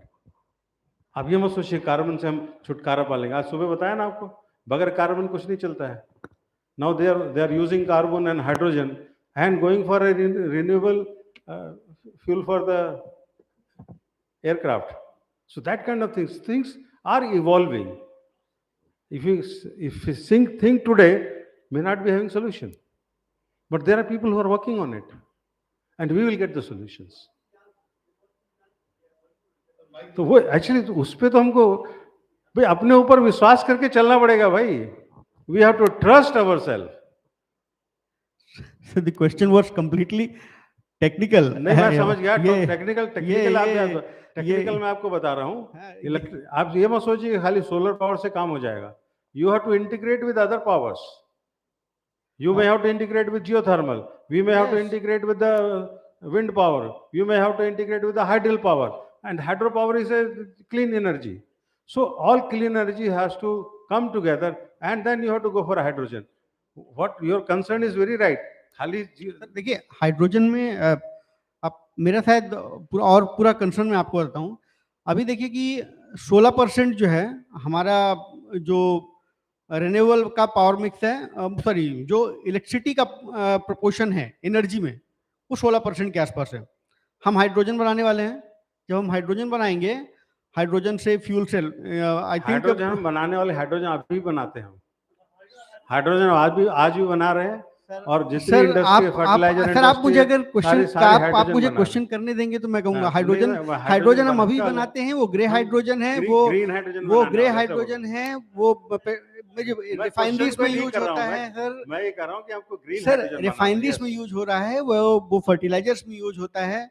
मैं खुद gas company से हूँ, मैं जानता हूँ. आप मुझे मेरी बात तो कंप्लीट करने दें. हाँ बताइए. आप ऐसे अगर ऑफेंड कराएंगे तो कैसे चलेगा? नहीं, मैं ऑफेंड नहीं कर रहा हूँ, मैं ग्रीन हाइड्रोजन की बात कर रहा हूँ. तो जो मैं नहीं बना रहे हैं अभी. हम ग्रीन हाइड्रोजन, सर देखिए ग्रीन हाइड्रोजन का कंसेप्ट बस इतना है कि हम अब उसको दिखा देंगे अपने पावर मिक्स में कि यस हम इसके लिए suppose 1 crore units green hydrogen के लिए लगा रहे हैं, वो 1 करोड़ यूनिट हम ग्रीन अपने पावर मिक्स में ग्रीन से ले रहे हैं. Nowadays the concept is completely accounting. अभी जो ग्रीन पावर का वो ग्रीन हाइड्रोजन का कंसेप्ट है, वो पूरी तरह से सिर्फ और सिर्फ अकाउंटिंग है. आप एग्री करते हैं सर मुझसे? बिल्कुल अकाउंट। अब मैं अगला क्वेश्चन में ये अगला मेरा जो कंसर्न है वो ये है कि अभी केवल 16% ही पावर मिक्स में इलेक्ट्रिसिटी का है। जब हम हाइड्रोजन को एज अ बफर यूज करेंगे, hydrogen is nothing but we will use that buffer as a fuel cell, और आप कह सकते हैं कि ठीक है फर्टिलाइजर्स वगैरह भी हम देंगे, एज अ बफर यूज करेंगे, तो हमारी इलेक्ट्रिसिटी का power mix again will be going to double और may be triple, may be 40% around something. So whole this infrastructure of electricity infrastructure we will need to revise. Again फिर EV भी Definitely, इसमें yes. Introduce कर रहे हैं हम. Sir You're very right. EV भी introduce कर रहे हैं. जब EV भी इंट्रोड्यूस होगा तो फिर से जो प्रोपोर्शन हमारा पेट्रोल और डीजल का था वो भी इलेक्ट्रिसिटी में ही फॉल हो जाएगा. तो क्या उस लेवल का इंफ्रास्ट्रक्चर भी हमको अभी अपग्रेड करना पड़ेगा? Yes, we तो have to. उन Yes, we सारी have चीज to. यस उन सारी चीजों के लिए भी आप अपने क्वेश्चन का खुद ही आंसर देना, because yes you have to upgrade Yes. The infrastructure. अच्छा अगर उसके बगैर आप कैसे कर पाएंगे? Yes, मान लो बिल्कुल. जियोथर्मल बना रहे हैं तो you have to infrastructure sir, बनाना पड़ेगा ना बिल्कुल आपको. आगे और आगे सर इवन डोमेस्टिक में भी, या शायद फ्यूचर में डोमेस्टिक चार्जिंग हमको बंद करना पड़े, क्योंकि डोमेस्टिक में भी आप देखिए 40 एम्पियर तक का लोड, 40 वो एम्पियर. अभी इरेडा के डायरेक्टर ने बताया आपको क्या जी. चैलेंजेस है. जी For that, work is going on, research is going on, R&D of IREDA is working on that, and some other companies I know, Greenco is working on that. So they are working on all this. Your concern is very right, but there are agencies, there are R&D institutes who are working on this subject which you are talking about. ठीक है sir, And ये definitely solutions will come. Yes, But yes. आप ये मत सोचिए कि solution नहीं नहीं आएगा. सोल्यूशन आएगा, क्यों नहीं आएगा? मेरा कहना यह है कि भाई आप सबको पॉजिटिव सोचना है, नेगेटिविटी को दिमाग में मत लाइए बिल्कुल भी. If you want to grow in your life और you want to grow your organization, that's a simple thing. It's my learning from 36 years in one of the organization and 40 years of experience, 42 years of experience in my service. So that I can share with you. But आप ये निराशावादी नहीं बनिए, आशावादी बनना है. होता है, बोलते हैं ना, पहले अपने लोग बोला करते थे, भाई निराशावादी नहीं बनना, आशावादी बनना. So you have to think positive. Yes, वो होता है ना, जैसे मैं एक वर्कशॉप करता हूँ, उसमें एक चीज बोलता हूँ, yes I can, yes you can and yes we can. This is the 3 mantras. अगर आप इस पे काम करेंगे तो आप सब कुछ कर सकते हैं. Team alone cannot do. Alone person can, yes, make a confidence, but the team can do whatever you want to do. So that can happen. So I was talking, I think I cleared your DGH your question. So आप ये मत सोचिए कि EV vehicle आ जाएगा सब. No no, आप देखेंगे बहुत साल 40 साल पुरानी एक पिक्चर देखेंगे, उसमें एक मतलब टांगे की बहुत सारे टांगे खड़े हुए, एक गाड़ी है उसके अंदर खड़ा हुआ है. 40 years. आज देखेंगे तो टांगा एक आदि मिलेगा, गाड़ियां मिलेगी. सो ये जो डिस्ट्रप्शन जिसको बोलते हैं, it takes almost 40 to 50 years. तो ईवी व्हीकल का डिस्ट्रप्शन भी एटलीस्ट 30-40 years लगेगा. It will not happen just in 10 years time. And I am saying with the logic, I am saying with the numbers. भाई इतने vehicle जितने हैं उसको बनाने में भी हिस्सा लग जाएंगे, उसका इंफ्रास्ट्रक्चर बनाने में कितना टाइम लगेगा. Now you all can understand. You're all technical people, or from the institutes, or from this background. So definitely it will take lot of time. हाँ जी डॉक्टर साहब.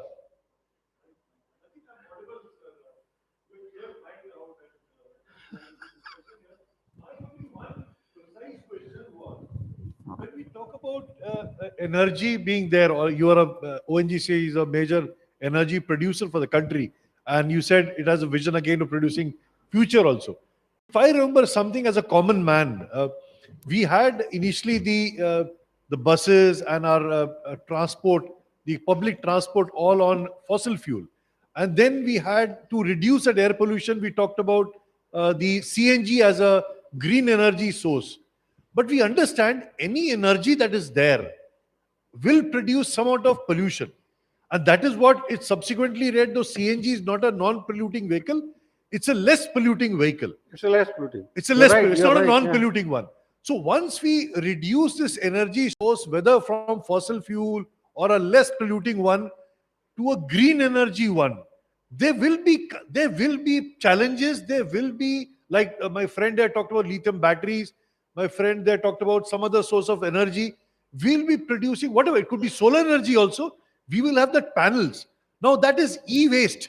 Now that will be a separate challenge for us when we talk about. Dr. Saab, I think you are very right. In the morning session, I told about how much e-waste it will generate, and not only solar panels, PVs, photovoltaics, but even the wind turbines. They have the blades. Yeah. They will also deteriorate. Right. And even you are making that, I already discussed in the morning session. So this is definitely it is. We have to see. That's why I said you see everything in totality. Don't see in isolation. Don't see EV vehicle in isolation. See from where the energy is coming and how it is energy is being used. So producing energy, I just give an example. Just one company said we are saving energy because we were running captive power plant. Now we are not using that, and then we are taking power from the grid. I said the power which you are taking from the grid, how it is manufactured? You were running gas power plant, and the power which you are taking is from a coal-based power plant. So who is emitting more? Who is giving more pollution? And he has come. The company has come for this pollution or something like award for the pollution and all. I said, yeah, then you are more polluting. Yeah. So you have to see in totality, in cycle. It's Don't only, see in isolation. It's only that we have changed the production part of it, Yes, the definitely. waste generation from a fossil directly into the air. We've changed that into something else. To be Definitely. into the e-waste, into the land or the waters. एक challenge को करने के लिए दूसरा challenge भी मिल जाएगा आपको. That will happen. Thank you. Because wastage of batteries, even if you see the EV vehicle, anyway, I think some of you might be owning it. Changing of battery cost is almost the cost of the vehicle. It's about 78 to 80% of the cost of the vehicle. And that vehicle you have to change in every 5 to 6 years. So see the expenditure and disposal of that battery. These are the things which will definitely, and the hydrogen is an answer for that. If you run a hydrogen vehicle, definitely it is less polluting, like a close to zero pollution, and will be the solution in next generation, maybe another 20, 30 years. This I could see, I can foresee that is going to happen. So this is the solution which I feel, with my experience of 40 years in the industry, this may be the solution. I don't know how many of you agree with this, but this is. Yes, definitely. That's. Yeah. वो physics में पहले ही पढ़ाया जाता है, physics में यही पढ़ाया जाता है. ये प्रिंसिपल है फिजिक्स में, हमने भी पढ़ा. यस. So ये देखो अभी ये जो समिट है कॉन्फ्रेंस का इफेक्ट देखिए. He is a doctor, one of the very renowned doctor, and he is so much passionate about energy. Because he will be talking about green hospitals. Because he is very much passionate about green hospitals. So much. So the passion comes because you cannot remove health from anything. Yes. So the and energy from anything out. So that's the passion that comes. So thank you so much, sir. Yeah. Chaliye, sir. So thank you, friends. I think a lot of discussions have taken place. तो किसी चीज को otherwise मत लीजिएगा. मैं भी थोड़ा इस सब चीज़ों में पैशनेट रहता हूँ और चीज़ों को थोड़ा डिफरेंट प्रोस्पेक्टिव में बात करता हूँ. बट एक चीज़ मैं हमेशा बोलता हूँ कि don't have negativity in your mind. Always have positivity and you will see that things are going to happen. ऐसी कोई चीज़ नहीं है जो नहीं हो सकती है. आप इस चीज़ को ध्यान रख लीजिए. ऐसी कोई चीज़ नहीं है जो आप नहीं कर सकते हैं. अगर X is doing in 10 days, you can do it maybe in 9 days or even 12 days, but you can do it. That I have experienced. So with that attitude, everything, all of us to work. So thank you very much. Thank you for the. We express our thanks to Mr. D.D. Agarwal ji and Mehwar ji for giving us a wonderful opportunity to chair the session, and my speakers also. So this has been a very 5 minutes. This thing interactive session also. So thank you, sir. Thank you all. So now we'll felicitate our guest speakers who have ignited the audience. तो मुझे लगता है lunch के बाद किसी को नींद नहीं आया है, सब बड़ा ध्यान से सुन रहे थे. मैं थोड़ा जोर से बोल रहा हूँ, वहाँ बच्चा बैठा है, वो बोल रहा था आप बहुत धीरे धीरे बोलते हो। कैसा लगता है कि धीरे धीरे बोलता हूँ? I am very loud and clear. Field में काम करते करते ऐसी आवाज हो गई है। Now will felicitate mister NC Bansal ji. I request mister HN. Joshi please.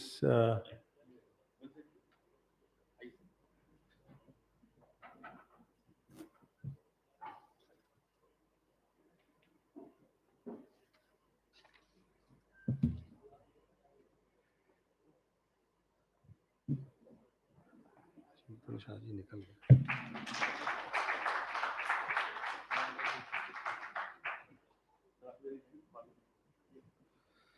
I will facilitate Uday Shankar ji. I think he has given a very good idea. I think a big round of applause for him. एक नई चीज जो किसी को नहीं मालूम थी, हम लोग को भी इसके बारे में इतना आइडिया नहीं था, but even though I was in ONGC, तो उस तरह का प्रेजेंटेशन मैं कभी जानते थे कि जियोथर्मल में कुछ चल रहा है, but I am thankful to for him to giving so much time to us and explaining the thing to us. So I would like to call Mr. Prakash Kumar, SPM CIL.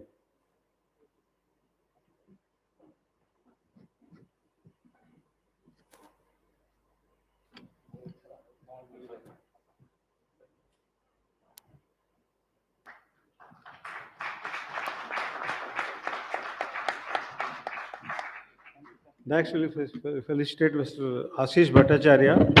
So I'd like to call Arvind Bhatia, ONGC Academy से आए हुए हैं. Is there Arvind? हाँ, आ जाओ।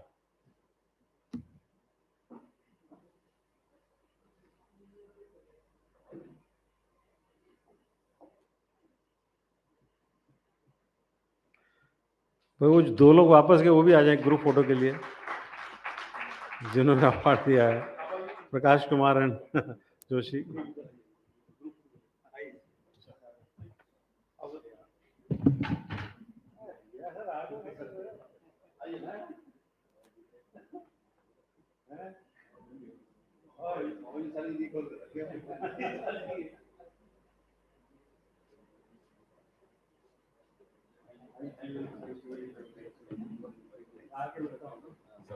तो रवि आ गया ना।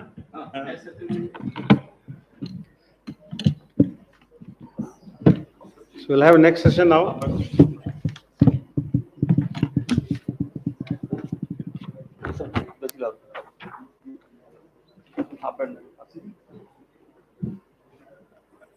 Doctor Mehra, आप भी को संभालना है ये, आ जाइए आप।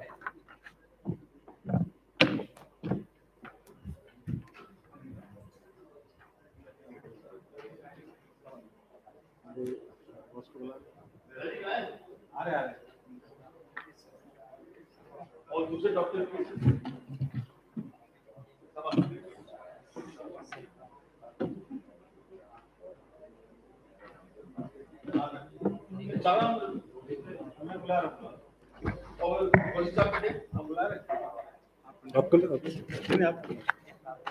नहीं, doctor Mehra will conduct this session.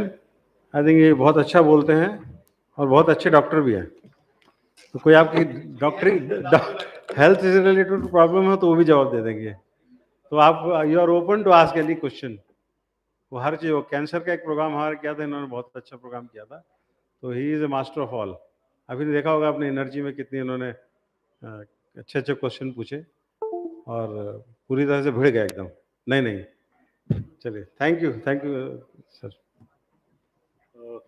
Thank you, Mr. Bhavarji, for the introduction and all your blessings in carrying over the third.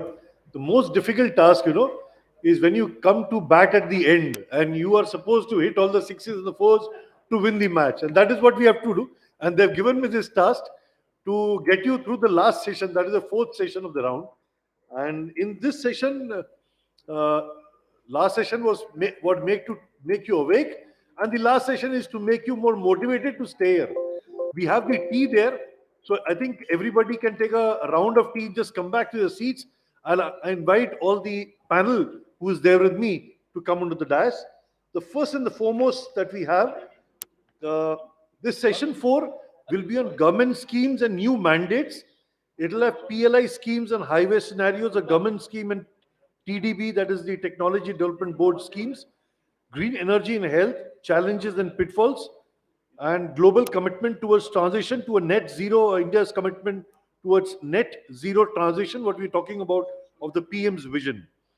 For this, the panel that is there with me, first and the foremost, I would like to invite Commander Navneet Kaushik onto the dais, sir. He's director, sir is director and startups, and of course, give him a round of applause when he comes to the dais. He's director, startups and outreach, Technology Development Board, Department of Science and Technology, Government of India. Thank you so much for joining us, sir. The second is Dr. Mr. B.K. Singh, sir. Can we have you on the dais, sir? Again, a round of applause for... Sir is a distinguished oncologist from Apollo Hospitals, and he was a neurosurgeon. What I just heard about, he's also got a passion on NGO formation and doing something for the community in regard to healthcare. Thank you so much for joining us, sir. The third panel of us is Shri Gokul Pandianji. We have the privilege to have you on the dais, sir. A round of applause for sir. He's director for E&Y. And last and the most, who has got to take you into the last final overs of the match is me, Dr. Pravesh Mehra. I'm a oral and maxillofacial surgeon at Lady Hardinge Medical College, and I head the department for dental and maxillofacial surgery there. So, yeah, thank you so much. So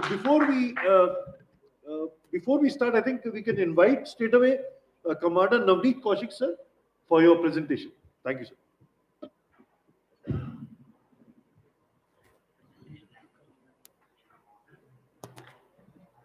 My presentation, please.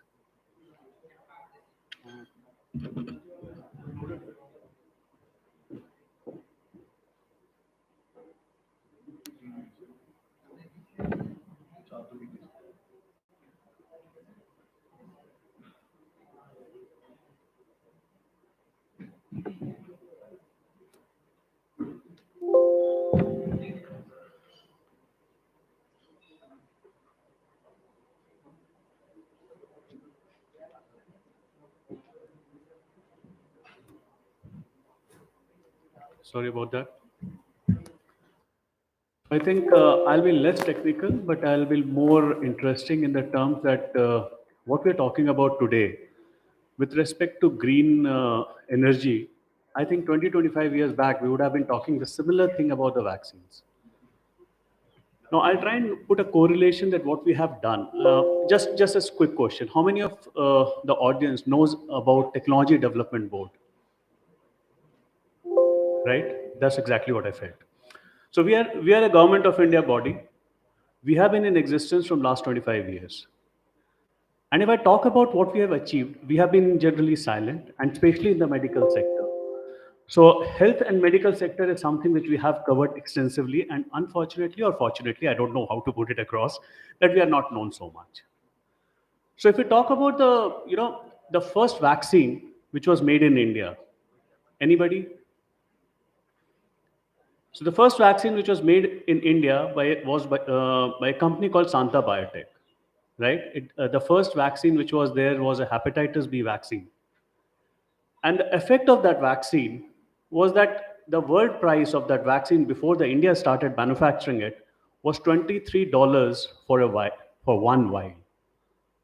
And when India started manufacturing it, the cost of that one vaccine came down to $1. That's the effect of India coming to a market. And that was the first project that Technology Development Board funded. So the story goes like this, that the entrepreneur at that time was K.I. Varaprasad Reddy, who was the founder of Santa Biotech. So he was trying to, get the finances to start his facility. Now he went to the bank and he said, see, I have this project and I want to make the first vaccine in India. He said, okay, fine, good. What's your background? So he says, I'm an electrical engineer. So for a banker, electrical engineer trying to develop a vaccine, it just doesn't fit in. Then he says, okay, fine, good. Now, what's the market size? So he says, there's no market size because there's no vaccine available in India. How many Indians in 96, 2000 could afford a $23 vaccine? So is the market. At that point of time, if you hear his interview, so he spoke about, generally, government is generally seen as the villain, but then he spoke about, see, that this technology development board started in 96, and that was the first project. And he said, when the bank was trying to give us the loan at 19% interest, there was TDB who came up, who understood my technology, who understood the challenges which are required, and we funded the company at 5% simple interest. That is where we come from. So let me start my talk with, I'll give you a brief background. And generally, this is the line which I start my talks with whenever I think I've done it once before. What is common between the first vaccine developed in India, the first electric vehicle made in India, the first indigenous car made in India, the first liver transplant hospital, that is Globus Hospital, made in India, the first RT-PCR kit made in India, the first 1,000 drone show, which was done on 29th of January in India. All these projects have been funded by Technology Development Board. And if Bharat Biotech has been able to make vaccine for COVID within 1 year of its, within the 1 year of pandemic, the journey did not start in year 2020. The journey started in 96, 2000, when the second project, which was funded by TDB, was for Bharat Biotech. That was their journey starting. So out of 7 COVID vaccine manufacturers in India today, 6 have been funded by Technology Development Board at a certain point of time, and not today. And the 7th one was Serum Institute of India, whose founder was on the board of Technology Development Board. So let me start my talk with a brief background. I'll talk about the mandate. I'll keep it simple, nothing too fancy. A funding process, a TDB value addition over the years. I'll be open to the questions and I'm available after that. Next, please. Yeah, so like I said, it's a statutory body under Department of Science and Technology. It was supposed to be funded from R&D CES. It's a unique government body which is supposed to take risk for indigenous and innovative technologies. Next, please. So this is our mandate. I'll cut it to 2 lines.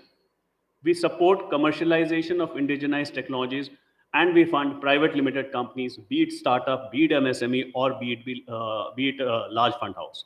Now, when I talked about the third line, when I said we had funded the first indigenous car, that was Tata Indica.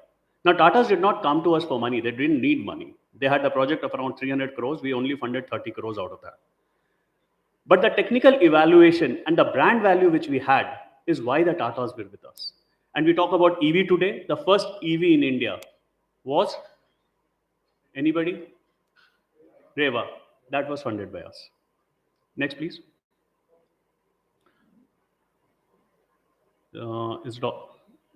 Next. Okay, sorry, the objective part is missing. Somehow, just the transition of the slides. In that, the one line which I can quote, and which is the most important line, is that TDB is supposed to take risk. Because when you go to the innovative indigenous technologies for commercialization, that has not been done in India before. When we talked about vaccine, nobody knew if it's going to be successful or not. When we talked about EVs, nobody knew it's going to, what's the market size. Yes, there were challenges. Once you see, developing a technology is one part.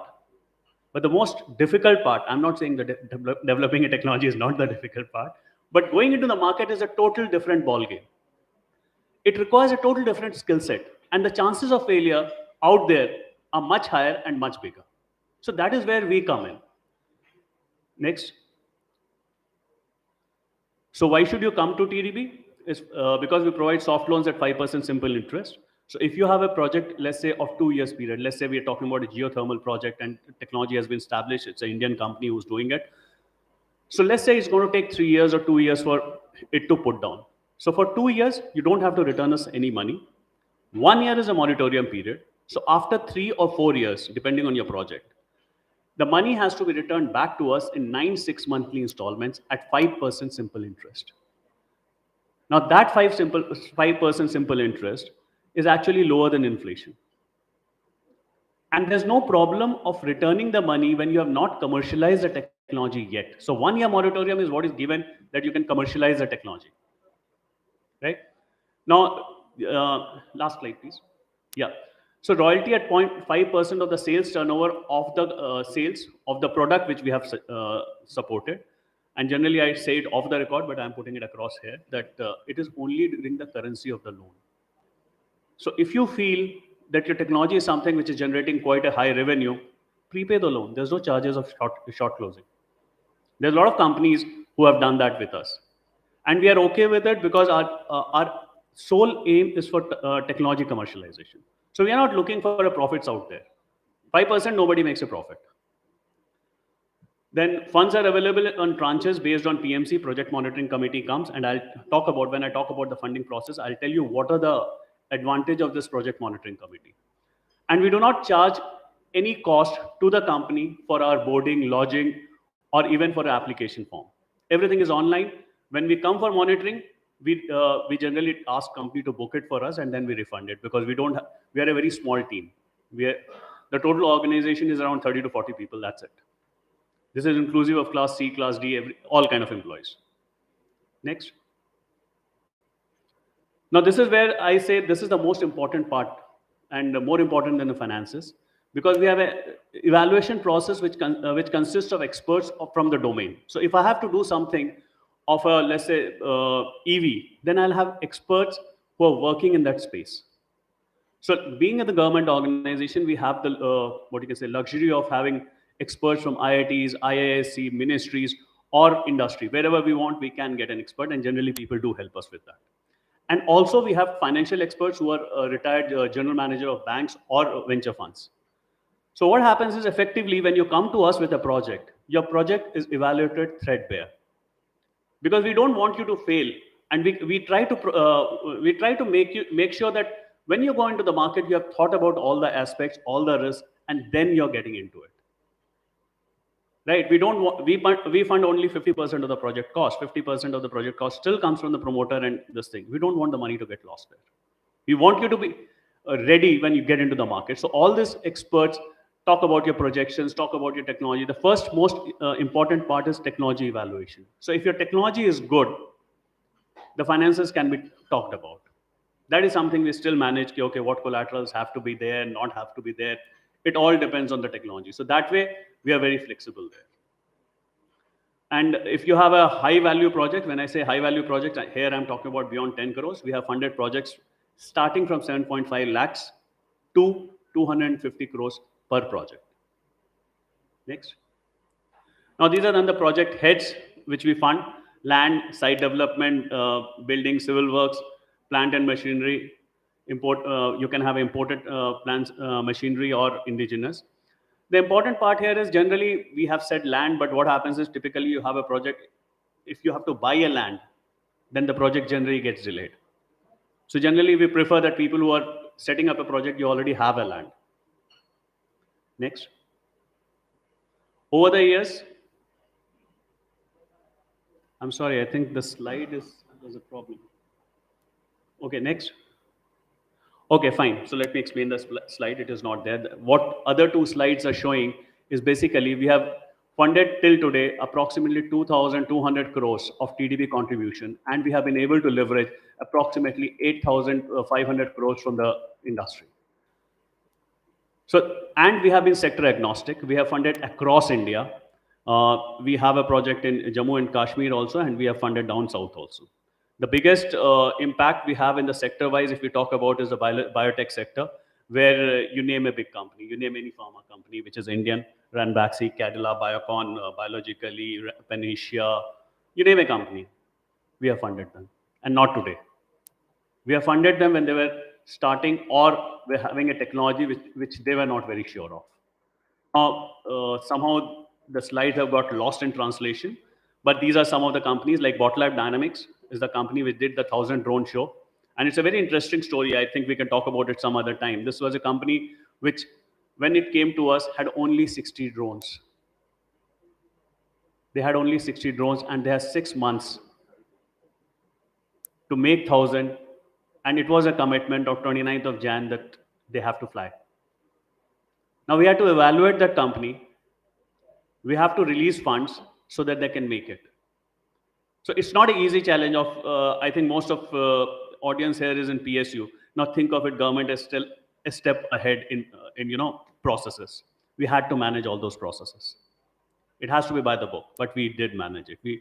We funded the company, and the company was able to flight 1,000 drones for the first time in India, and making India, I think, the 5th country in the world to have done that.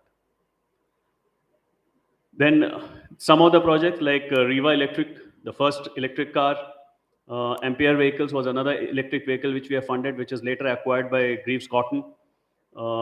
Then Anaerobic Energy, which is like we are talking about bio-CNG. So this is the company which is making a bio-CNG, which is directly giving the CNG to the vehicles in Jagjitpur, Haridwar. Next. They're still to complete it because I think there's some approval which is required. That's what they're waiting, but they have produced the bio-CNG. Santa Biotech, I talked about the first, the first vaccine in India. Bharat Biotech, we have funded at least 2-3 of the projects, and the latest Sapigen is a company which is of sister company of Bharat Biotech, which is making this Naso vaccine and is based in Bhubaneswar. We have funded them for 100 crores. Ranbaxy, next please. Then Ravindranath Ji, this is the Globus Hospital. This was the first liver transplant hospital which was made in India, and we had supported them. Gland Pharma, Biocon, Biologically, we had funded one project, and they have again come to us for the next project. Next. Yashraj Biotech, then BioVet. There are many, like I can name so many projects. We have funded more than 350, approximately 400 projects till now. Like I said, we are not known much, but okay, I'll just give you an example, because when we talk about indigenous technology, I'll just give you that example of Santa Biotech, right? So when you talk about the Santa Biotech sold approximately 12 million vials, right? So if I multiply 12 millions by 45 into 1, so approximately they did a business of around 540 crores. And I'm sure out of that 100 crores would have gone to the government as taxes, right? We only funded them approximately 10 crores in those days. So the money which we funded has come back to us and to the government. But the bigger story is, it is 22 into 120 million into 45. That is approximately 12,000 crores of the foreign exchequer which has been saved by this company. And even that is not a story. The story is, suppose this vaccine was not available in India, the cost of health which would have gone into those people who would have got infected. And the capacity development is just starting in those days. So what I believe is what we did, what we were able to support the industry in that point of time in the biotech sector, we would want to do that in the green energy today. Thank you.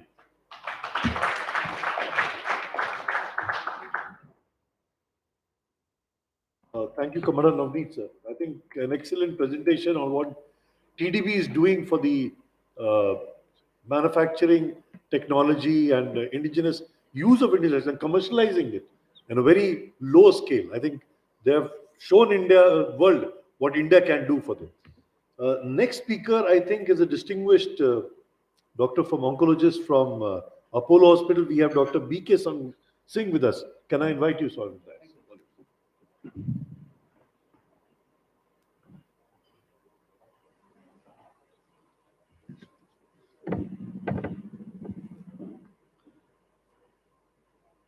Good afternoon, Chairman, and all the participants. I'm Dr. B.K. Singh from Apollo Hospital. I'm an associate consultant neurosurgery from Apollo Hospitals. I also run a cancer foundation, for which I am much interested for that. So today, it is directly linked to health. Whatever topic we are discussing since morning is directly linked with health and mankind. So green energy in health. Next slide, please. So climate scientists have observed that CO2 concentration in atmosphere is that you must be knowing it, and you have already discussed it. And it is increased 40% higher since 1800, into a census was done in 2013. The rise in temperature has implications on health. So according to WHO, organization potential risks of health include death and thermal these things. And lots of diseases are responsible for this climate change. Renewable energy projects and energy efficiency measures could have health benefit worth millions of dollars. So we are saving with green energy. We'll be saving lots of crores of money in the near future. And in the end, generating electricity from low carbon energy sources and cutting energy demand reduces the need for fossil fuel, decreasing emission to hazardous such as nitrous oxide, sulfur oxide, and carbon dioxide. So all things, the slide says that all things are green energy are directly linked to our health only. And health means, next slide please. In 2007, study from USA, the environment states in USA, they said they will save lots of crores of rupees. So the scientists say the air quality is directly responsible for our health, and this would protect at least 57,000 fewer deaths in USA in 1 year would be done through that only. So people who live in relatively pollution-free areas are more likely to experience a decrease in symptoms associated with allergies and asthma. Just remember, sir, COVID-19 lockdown. I just wanted to say, in March we had the lockdown in COVID-19, and there was 4 months of complete lockdown. And I used to go to the hospital. Daily we have to go to the hospital. So there was drastic decrease in cardiovascular cases. No heart attack देखने को नहीं मिलता था. Brain hemorrhage देखने को नहीं मिलता था. Why? The PM2 level had gone down. Atmosphere was so clean, air was so pure. After 1 month of lockdown, these cases had gone down. So what is the reason? Clean air. So all things are directly linked to our health. Next slide, please. So some of the disease, sir will explain you more on this green hospital, but I'll just put an emphasis on the health. There's some disease. So asthma and respiratory allergies. When climate change is there are lots of particles which are coming into our system in the air, and so the asthma and respiratory disease patients get exacerbated and they rush to the hospital. So these patients increases during those periods. And most importantly is cancer. Climate change has higher ambient temperature that may increase the transfer of volatile and semi-volatile materials compound from water and waste into the atmosphere, thus changing the subsequent of human exposure, increase of chance of toxic contamination. That is more important. Cancer, toxic contamination, that is directly linked. So depression of ozone will result in increased ultraviolet radiation exposure, leading to skin cancers and other diseases like cataracts and all. So there is also increase of much more increase of cardiovascular disease and foodborne disease, waterborne disease during flooding, hurricane, tsunami, anything which causes foodborne disease, typhoid, cholera, and everything happens due to this all climate change. Climate change related to green energy only, green this thing only. So mental health is more important nowadays. Mental health, every patient who come to us, I'm from neurosurgery, every patient who come to us, apart from their back pain, spine pain, anything pain, mental health is related to them. Back pain hai ya nahi hai, mental health is more important. This is all due to climate change and neurotoxins increasing in them. These are all due to that. Next slide, please. So, due to neurotoxin, this severe damage to the brain and neurological disorders are there. So, and one thing is very important in the end, that weather-related morbidity and mortality, all due to this, we have to see. Sir, whatever you have been doing since morning, discussing on green energy, let's hope that this should be a true picture for us, because everything, whatever you are doing, is related to health and mankind. And if health is there, we are all there, everything will be there. Just imagine this last 2 years, what we faced. So this is very important that we should be there. Next slide, please. So sir will explain, Dr. Mehra will explain more on the green hospital. So what we should have a green hospital. That is our responsibility. And that we should, whoever in the administration, whoever in building hospital, they should maintain that. So a green hospital is one of which enhances patient well-being, aids in curative process, while utilizing natural resources in an environment-friendly manner. The objective is to achieve reduction of energy consumption, reduction of cost. That is more important for everything. Patients, cost is very important, and reduction is CO2 emission. That is your job. To achieve this goal, institution must commit to either produce or procure 100% renewable energy for the operations that you all will have managing us. Acceptable renewable energy sources include biomass. That is all known. Geothermal, what sir has said, solar, water, and wind. And the most important is architecture, designing of green buildings, proper waste management, syringes, one-time plastic use. This all to be properly managed. Water conservation is very important, and reducing transportation cost. And the most important is providing healthy food to the employees and the patients. Next slide, please. So this is a very fatal report. According to WHO Environmental, 1 in 10 Indians are likely to develop cancer during their lifetime. 1 in 10 Indians. And if untreated or undiagnosed, 1 in 15 will die. So everything is depending on what we have been discussing for next 2 days about green energy. And that is very important for us. And we don't want to increase the number of patients in the hospital. We want a healthy people around. Thank you, sir.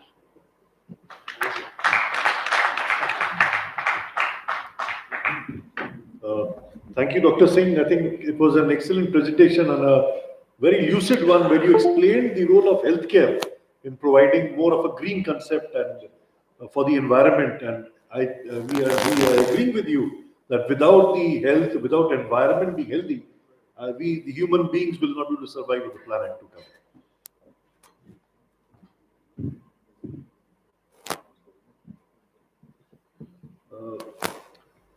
I think Commander Navneet is in a hurry because he's got some call from his office.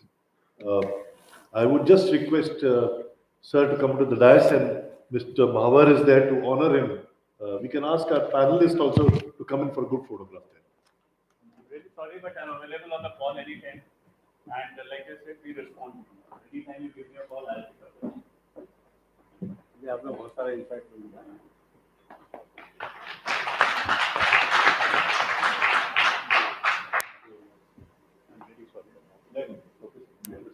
Thank you so much for coming here.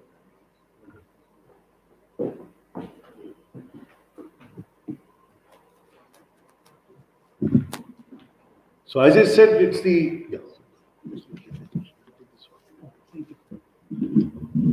Thank you. Yeah, so as I said, in the ultimate overs when you're batting, okay, it's a very difficult task to keep that motivated and to get the crowd and the people who are involved in these sports to the max, because that is the results that you get. The final over gives you the result, but it's hard to bat around. It's not easy. So the second, we finished. The third panelist of ours, we have a director from Ernst & Young, Shri Gokul Pandian, and I request Mr. Gokul to come over and give his presentation. Thank you.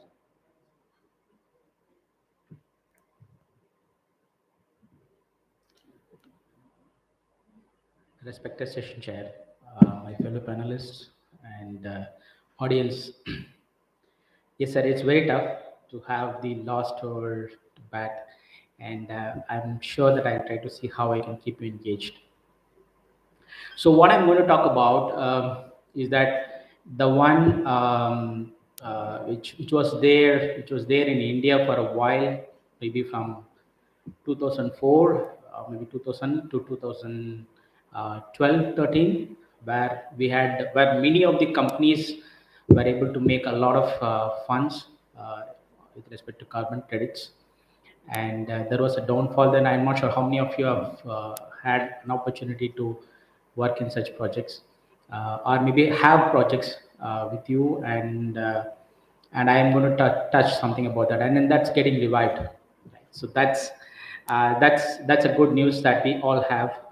So I'm going to talk about that. Before that, I'm going to touch upon some basics, because now we spoke about carbon neutral, we spoke about net zero, carbon negative. There are so many words which are buzzing around.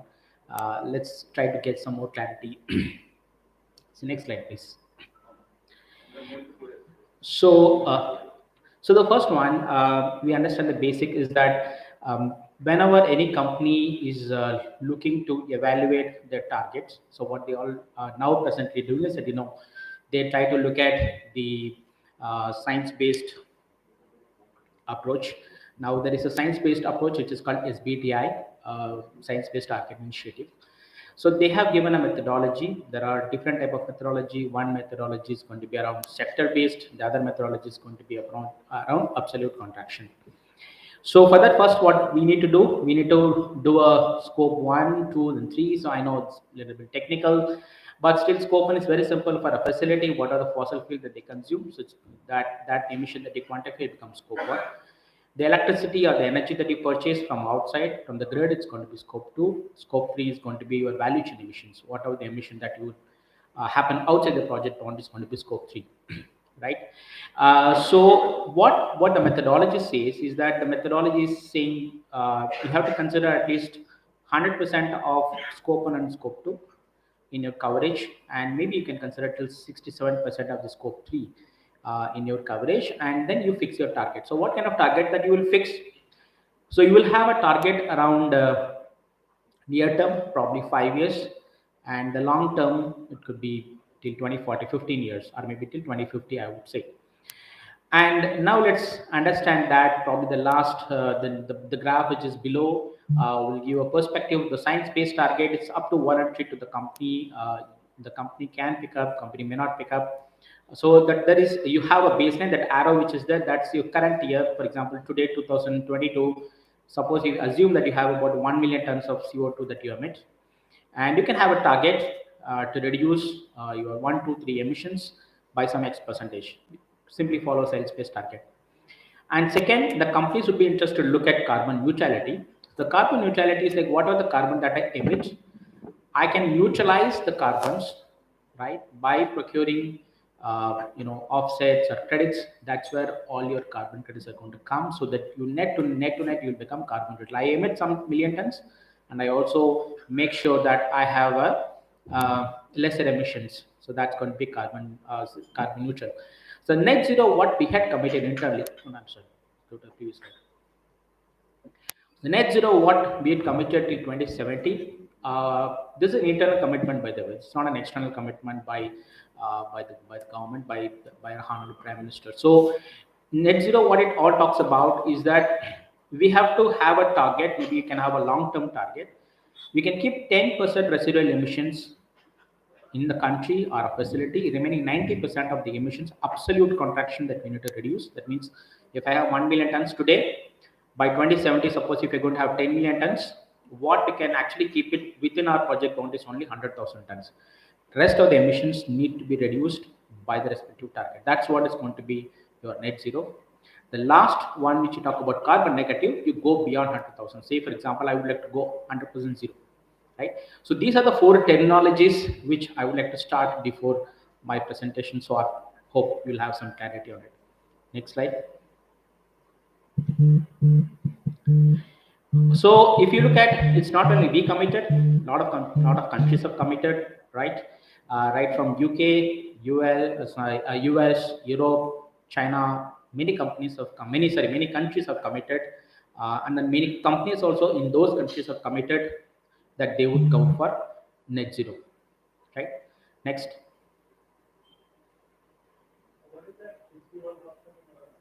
Sorry, sir. Go back.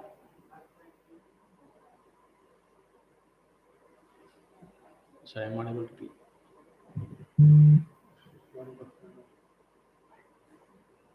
Yeah.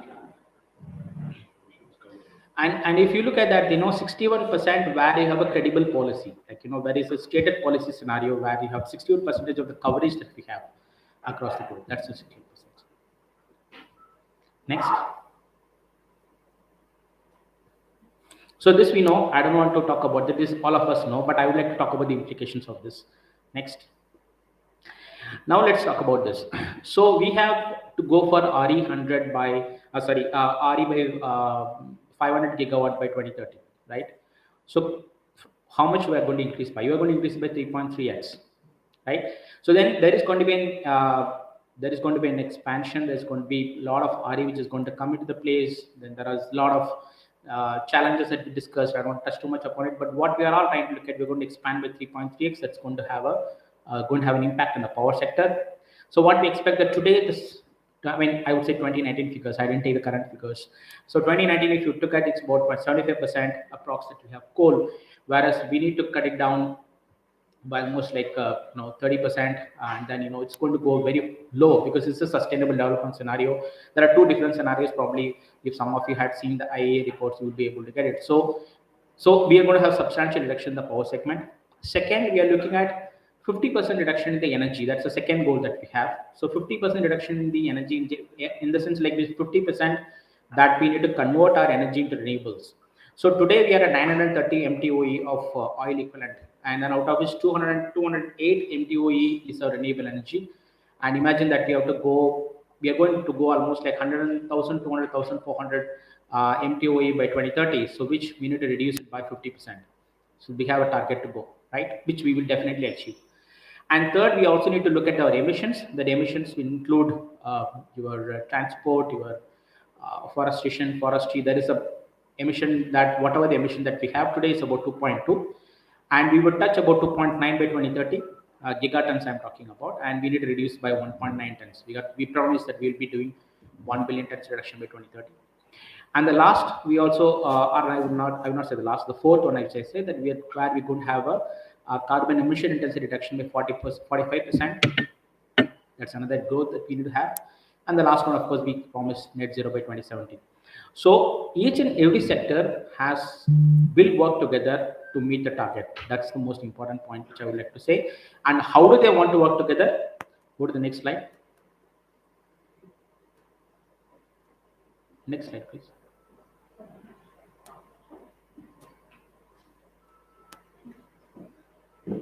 So every sector will follow this path, right? First, you talk about decarbonization. We spoke about a lot. I have been through the discussions where you talk about the technologies, which is conversion of conversion of heat to electricity, which is renewable electricity. Green hydrogen is an opportunity, and then there are a lot of policies which will come. EV is an opportunity. There are a lot of decarbonization opportunity. And the second one that we talk about neutralization, where you will have afforestation related projects. And the last that you will talk about compensation, where I'm going to talk about carbon credits. Right? Next slide, please.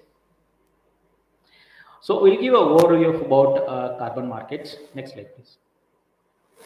How many of you are aware of carbon credits? Okay, so very few of you are aware of carbon credits. I'll give an overview about carbon credits. So the carbon credits is basically any project which reduces the emissions in a country with certain qualification that project could get converted into form of carbon credits. For example, if you put up a 1 megawatt of renewable energy, that's approximately going to generate about 1,500 tons of carbon dioxide reduction. Right? That 1,500 tons of emission reductions could be converted into form of a certificate, which is called carbon credits. So that's where we are going to have a carbon credits mechanism. That's what I said. It was not that this carbon credit was not there earlier. The carbon credit was there earlier. The market was there up, and then it slowly downfall because many countries have walked away. Currently, the market started booming up. Okay, so go to the next. So there are two types of markets that we foresee. One market which is a compliance market, and another is a voluntary market.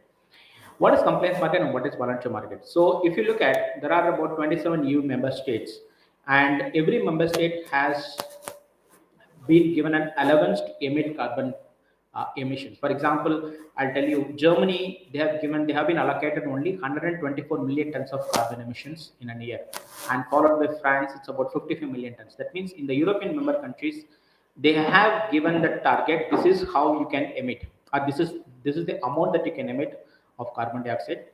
If they emit beyond this, then they need to actually procure credits from the market. Okay, the one credit is equal to 1 ton of carbon dioxide, which is equivalent to approximately 85 euros as on date today. So 85 euros is what a country need to spend if they are going to emit above their emission allowance. That is what is called the compliance market. And the voluntary market is that there are majority of the countries also following up the trend of that they may not have compliance. For example, India, we do not have compliance market.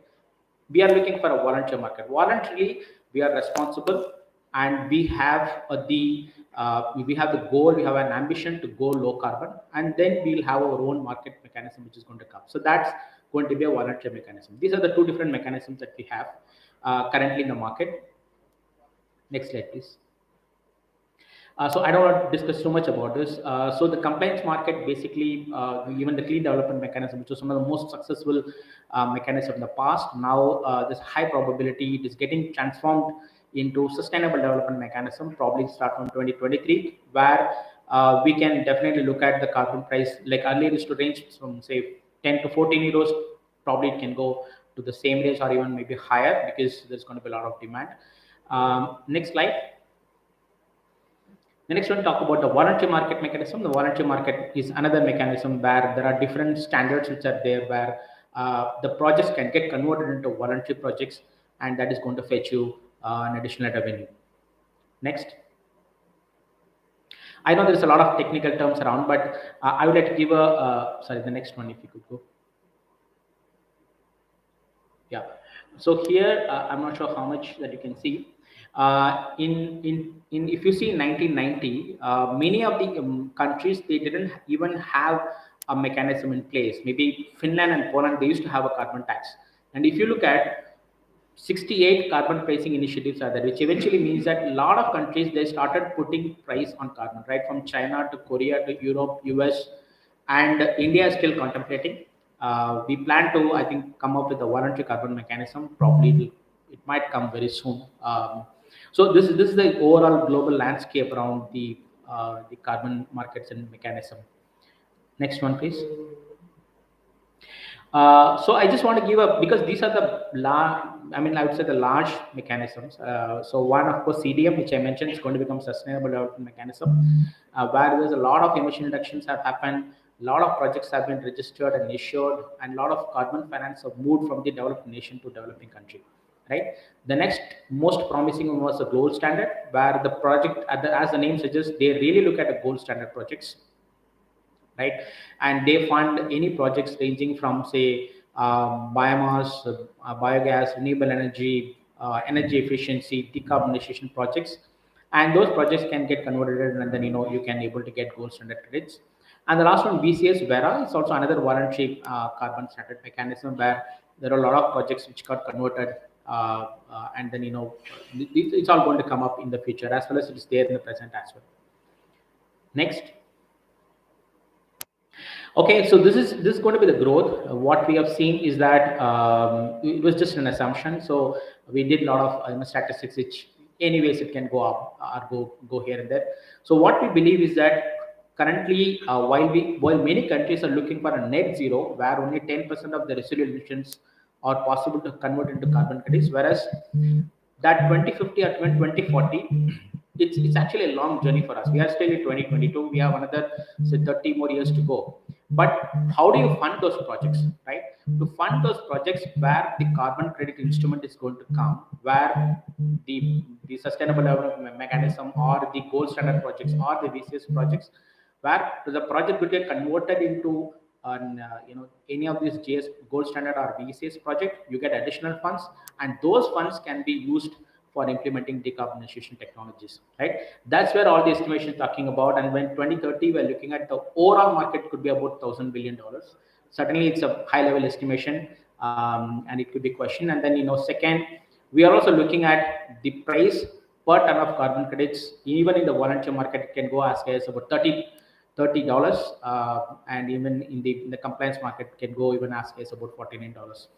So this is the growth that we expect, and we are quite positive about the growth which is going to happen even in India, for that matter. As I mentioned, India, we are probably going to come up with a voluntary carbon market very soon. If that comes, it's going to be a lot of transactions which will happen, and a lot of projects which are there could convert it into potential carbon credits projects. Next.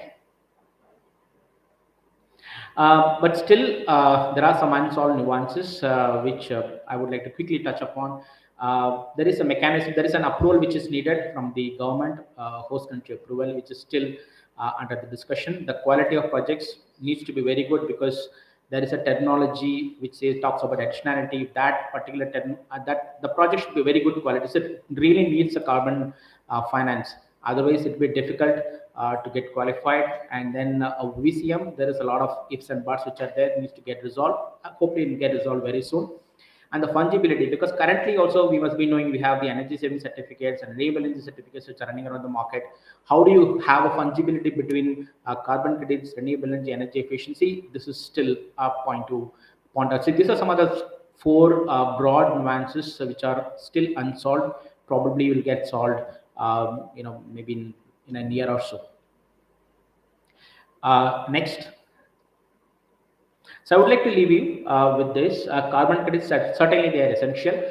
Maybe for the 2070 or 2050 targets, it may not be actually very relevant, but actually to move towards the path, it's more relevant. It's evolving. As I mentioned, the credits are going to come and hit the market. It's going to be currently, if you look at the 2040, 2050, would like to go for carbon credits, certainly going to be very expensive for people to put up. And of course, currently we can all engage, and then whatever the good quality, either energy efficiency, low carbon, or renewable energy projects could get converted into potential carbon credit projects and take it forward. And with this, I sum up my presentation. I'll be happy to answer any questions around it. Thank you so much for the time. Thank you so much for your patience. Thank you.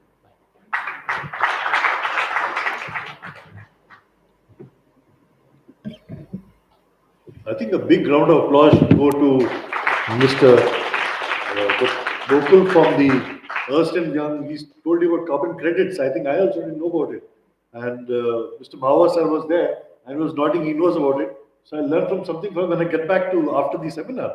Because this is something which I think everybody should know now. Because the future is going to be determined by these types of credits or goals ultimately, where you need to form some renewable source of energy to provide that a climate which is sustainable and environment friendly. So the basic idea being that, can I have my presentation, sir, onto my, excuse me, sir, can I have a presentation? Yeah. So the last speaker that you have to bear with is me ultimately, and we are in the last final over, I think. And so I'll take you through the last 6 balls that are there, or I would say a 1.5 over that is there. So as we talked about, and when we were discussing around, it's just converting. You don't create energy, right? And you never destroy energy. It's only changing from one form to the other. As we talked to Mr. Mahavar, I think being an engineer, I'm no engineer, but that is what we were taught about. The main thing that we are bothered about is the So the main thing that we are bothered about is the waste that is generated, right? So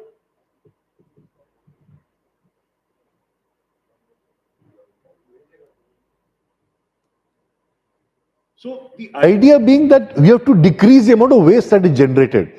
Now, any energy that you produce, whether it be through a fossil fuel that we were discussing, whether through an EV one, or whether any means, ultimately what we are bothered about is the toxic waste generated, right?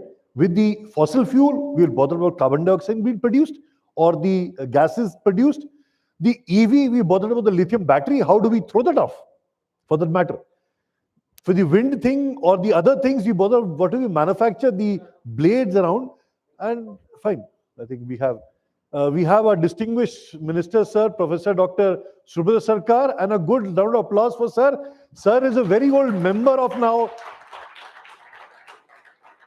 for our family of CSR Research Foundation, and thank you so much, sir, for coming over and blessing us once again. I understand you're very busy with the president's day taking over ceremony there, and I understand, sir. Thank you so much.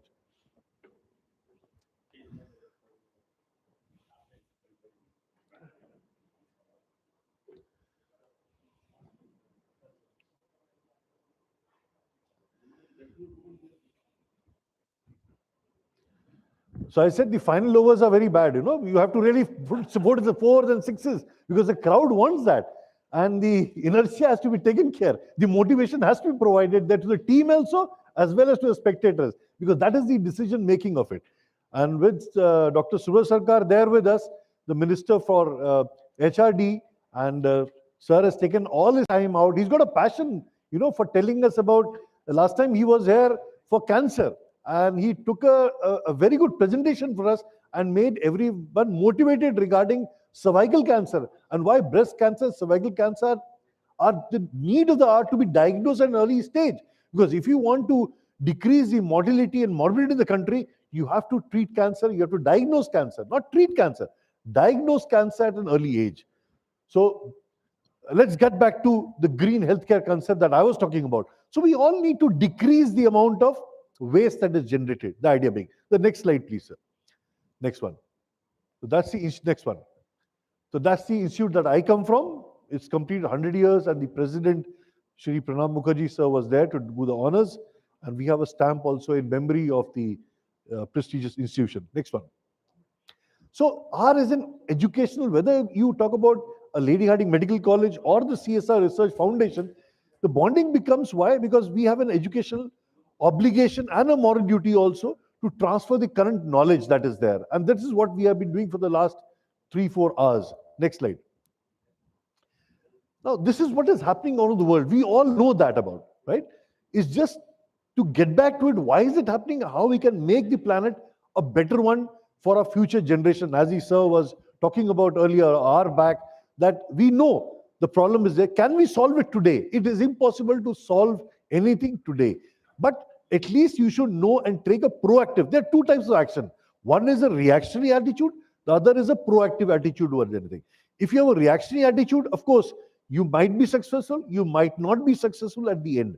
But if you have a proactive approach to any problem and you plan that approach to solve the problem out, I think that's a better opportunity to be created around in the future generation, for the future generation to come. And that is what the global warming that we are seeing, the temperatures rising up in the West, in UK, in the Europe, is going on to 40, 50 degrees centigrade. They never thought about that. And we've seen floods coming in our part of the world also, floods coming in, the rains coming in a major way. And that is all because of the global warming that is happening. Next slide. The Minister of Health, Shri Mandavaji, has also said about investing in energy is the instrument to unlocking the progress across the SDGs that are there, investment reduced. Because once you talk about SDG, we'll come to what is SDG, it all talks about energy in one form, to reducing poverty, to provide a sustainable growth, and to generate great health benefits. You cannot leave health from wealth out. It is very difficult to do that. And wealth is more dependent upon the health. COVID has taught us that if you have wealth in the bank, you could not be saved. But yes, if you were healthy and you had a health resources there, then of course you had chances of surviving the pandemic in the time that was there. So the government's responsibility, he says, it's a joint responsibility to build political commitment, to mobilize the resources, as well as to strengthen the capacity of the health and energy sectors, and to ensure universal access to clean and a sustainable energy in order to protect health. So if we need to protect health, we have to look at the energy point of it, how we are using that energy to give back the health. Next slide. When we talk about sustainable development around the world, what the UN has talked about, it's basically a broad term to describe the policies, projects, and investments that provide benefits today without sacrificing the environment. Because we want growth, right? As human beings, we want growth. Everybody wants a growth to their self, to their families, to the country itself, and to the world. So when growth happens, automatically you will have some amount of environmental issues there. And the challenge is to conserve this environment and social and personal health for the future generation that is going to come in. And these policies that we derived would be often described as green because they focus more on limiting the impact of development of the environment. So we talk about development, we talk about economic development, but at the same time, when it comes to environment, we say conserve the environment. We never said destroy or develop the environment according to the economic growth that is going to happen. The next slide, please. So this is what I was saying. The United Nations in the year 2015 went about and told everybody, all the countries around, that they formed Sustainable Development Goals, which was called as SDGs. And there are 17 numbers that you see there. But the two most important and connected, of course, all are connected with that energy thing. The number 7 that you see there on the extreme left side. But the major connection is between health and energy. And why is there? We'll tell you about it. Next slide. So energy and health are intrinsically limited. Now, why are they linked? Because The access to clean and sustainable and affordable energy is outlined in the 7th SDG that is there, and it plays a crucial role in advancing the health, that is third number SDG, along with energy is also critical for achieving almost all other global SDGs, whether it be education. Now, you cannot provide education in the village if you don't give them energy, light, because the people might be studying in the morning, but what about evening time? They cannot do their studies. So you need to provide energy to the villages also. You need to provide energy for clean water, because if you don't provide water as a sanitation source to villages or to people around, you can't have health. You can't have any development happening there. So these are the links that were there between energy and health that was outlined in that report. And then they talked about linking between energy and health are particularly evident in homes. Now, why in homes? Because if you see that if you have in the villages, you have these women who try to cook their food with what? With coal or with twigs of wooden things. And this results in pollution. So when this pollution is there, automatically these fellows or these ladies who was cooking there or exposed in that environment of a closed in their homes would be suffering with respiratory diseases. Could be cancer, could be COPD, could be asthma. And the government has to provide, because government is a thing which has to look at the future generation. Now they have to provide then sustainable source of energy. So one of the most sustainable source of energy is providing them gas, a CNG source or LPG source for cooking there. The next slide. Similarly, if you look at the facts, around 2.4 billion people cook using polluting open fire, as we talked about. Each year, over 3 million people die prematurely. They die prematurely just because of exposure to the smoke. And households are the air pollution causes, as I said, maximum of non-communicable diseases like ischemic heart disease, stroke, COPDs, asthma, lung disease, lung cancer, all of them. And close to half of that, due to this other pneumonia among children is happening under 5 years of age. Next slide, please. So this HEPA mission was there. That is a health and energy platform of action, which talked about the action aims to ensure universal access to clean and sustainable energy to protect the health. So that is where the link comes in for health with a clean source of energy. The next slide. But health is all about people. You can't remove health from people, because that is the core driving purpose of any professional education, for meeting the needs of the patients and the population. You don't meet the wants, but you want to meet the needs of the patient. He might want many things, okay? But what is the need that he requires is something different. He might want, as I said about, if you take energy, or for that matter, a person who's suffering with hypertension or with diabetes, what he requires is control of blood sugars. So you give him medicine. That is his want, to control the blood sugar. He requires some medicine there. But what does he need? He requires a lifestyle change. Not only that medicine, but yes, the input also, what he's going to take in, as well as a lifestyle, because we understand diabetes or blood pressures, all the NCDs are lifestyle disorders. So some of exercise, some of diet control would really help him controlling these diseases. And that is what we have talked about, leading it in an equitable and an efficient manner. The next slide. Sir, would you like to come and give the presentation, or should I continue, sir? Just thank you so much. So it'll take 10-15 minutes, or that's what is. Okay, okay. So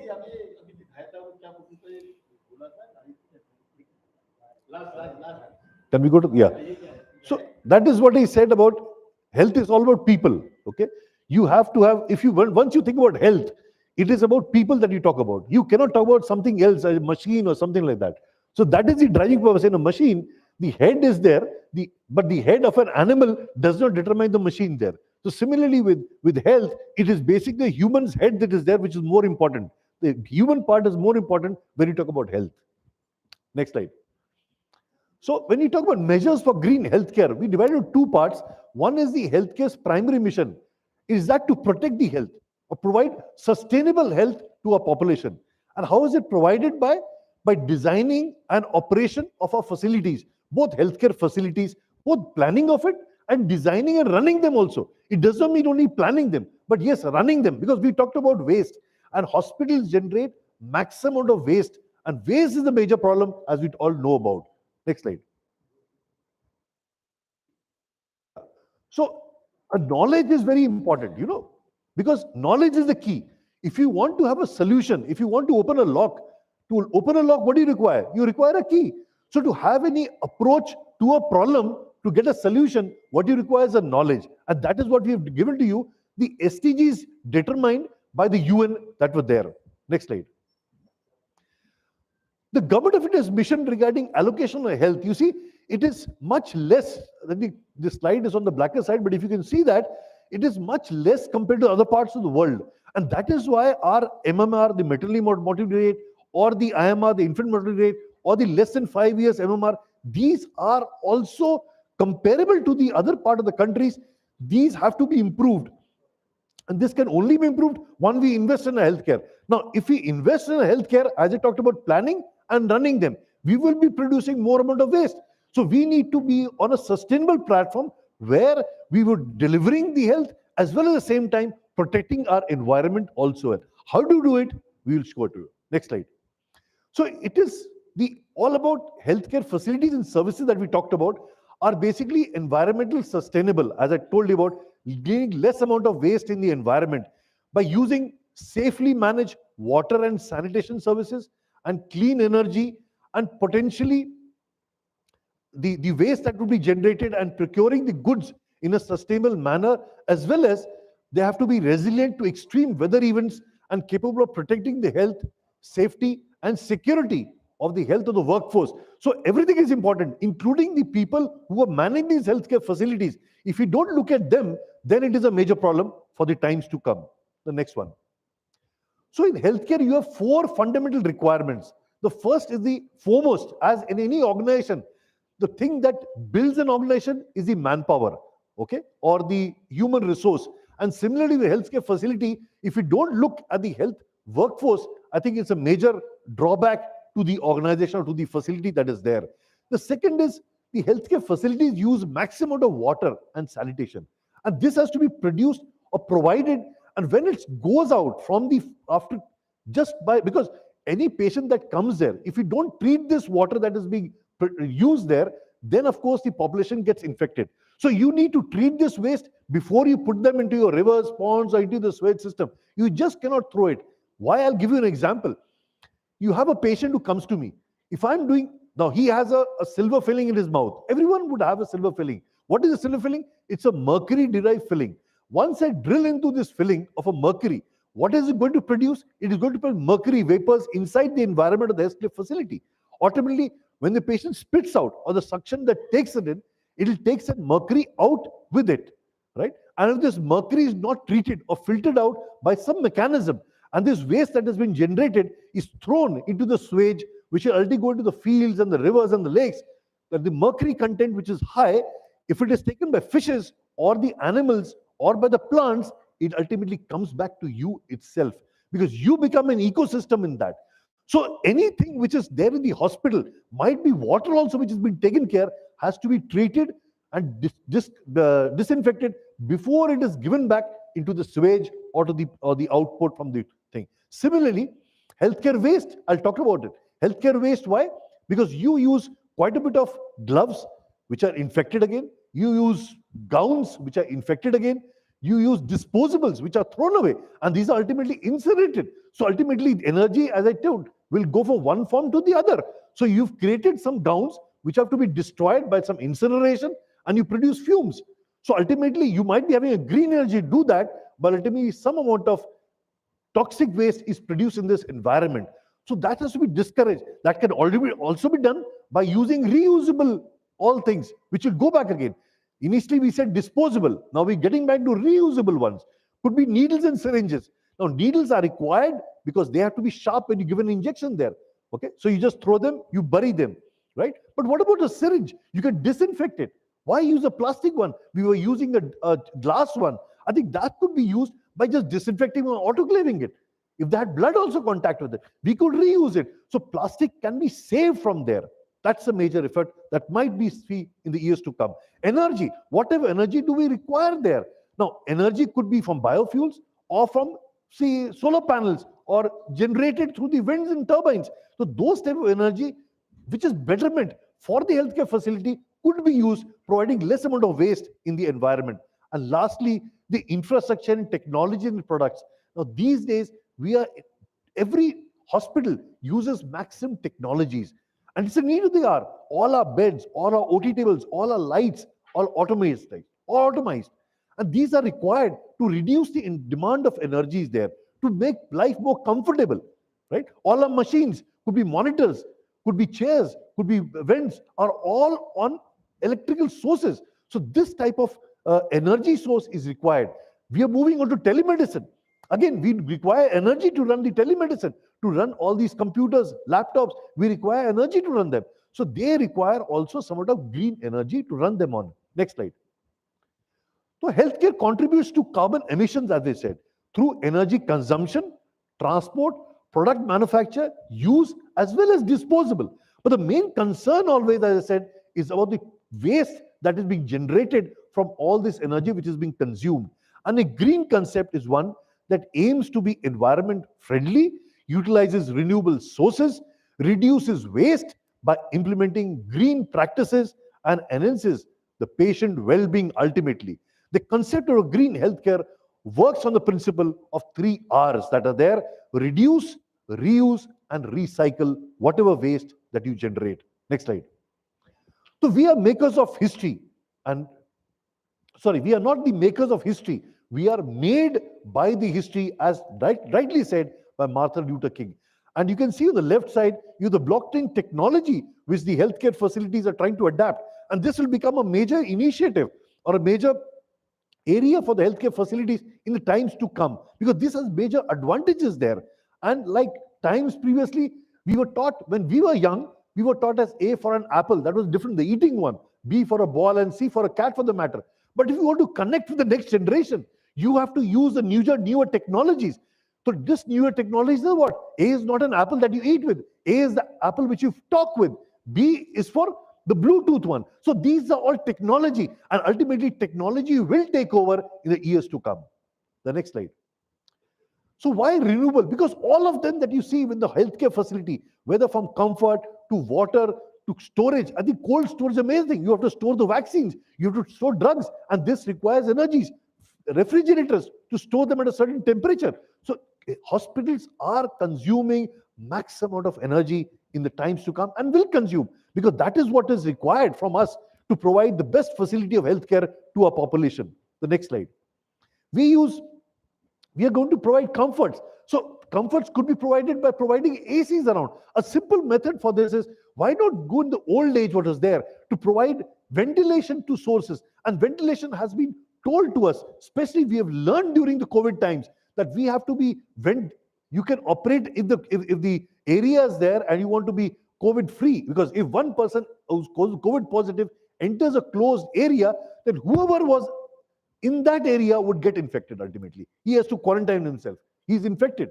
But if that area is ventilated properly, then only that area would become prone free for transmitting the disease that is there. That was during COVID time. That could be used, a method where the fresh air comes in and it escapes out. The warm air is lower down, rises up, and the cold air comes in to fill its place. So if that type of ventilation could be provided in the designing part, I think that would help the hospitals in a major way. Next one.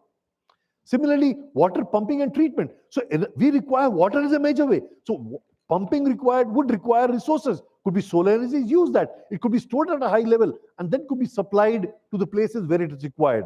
The next one. Similarly, for the matter heating, solar water panels could be set up for heating purposes on hospitals. Next one. Similarly, electricity, as I told about, maximum electricity these days hospitals are using. Why? Because we run ventilators, we run machines, monitors, everything on electricity these days. Lighting is a major source for any surgery that is there. You cannot.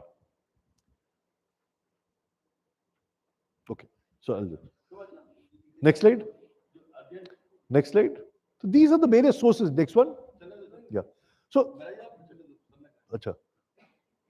5-7 minutes, sir. 5-7 minutes. 5 minutes.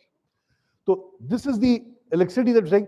You have to integrate all the electricity that is available from renewable to an optional grid electricity, and then you integrate that as you're talking about the grid system coming in and the hospital being a part of the grid system. The next slide. The main important part, the Lean Six Sigma. Now, what does it say? It says about the main focus of Lean Sigma is to reduce the waste, because waste is the problem that we all talk about. And this can only be done when our processes and our areas of concern that are there are Lean Six Sigma. The next slide. We talked about biomedical waste generation, whether be needles, syringes, bags, gloves, gowns, all that matter. These can be reused and recycled for the things. Next slide. Similarly, with mercury, we told about mercury as an example, where mercury has been seen. You had thermometers, you had apparatuses, blood pressure apparatuses with mercury. Now, mercury has been banned after the Minamata Convention around the globe. And from 2020 around, you will not have mercury products in the market. So that is banned.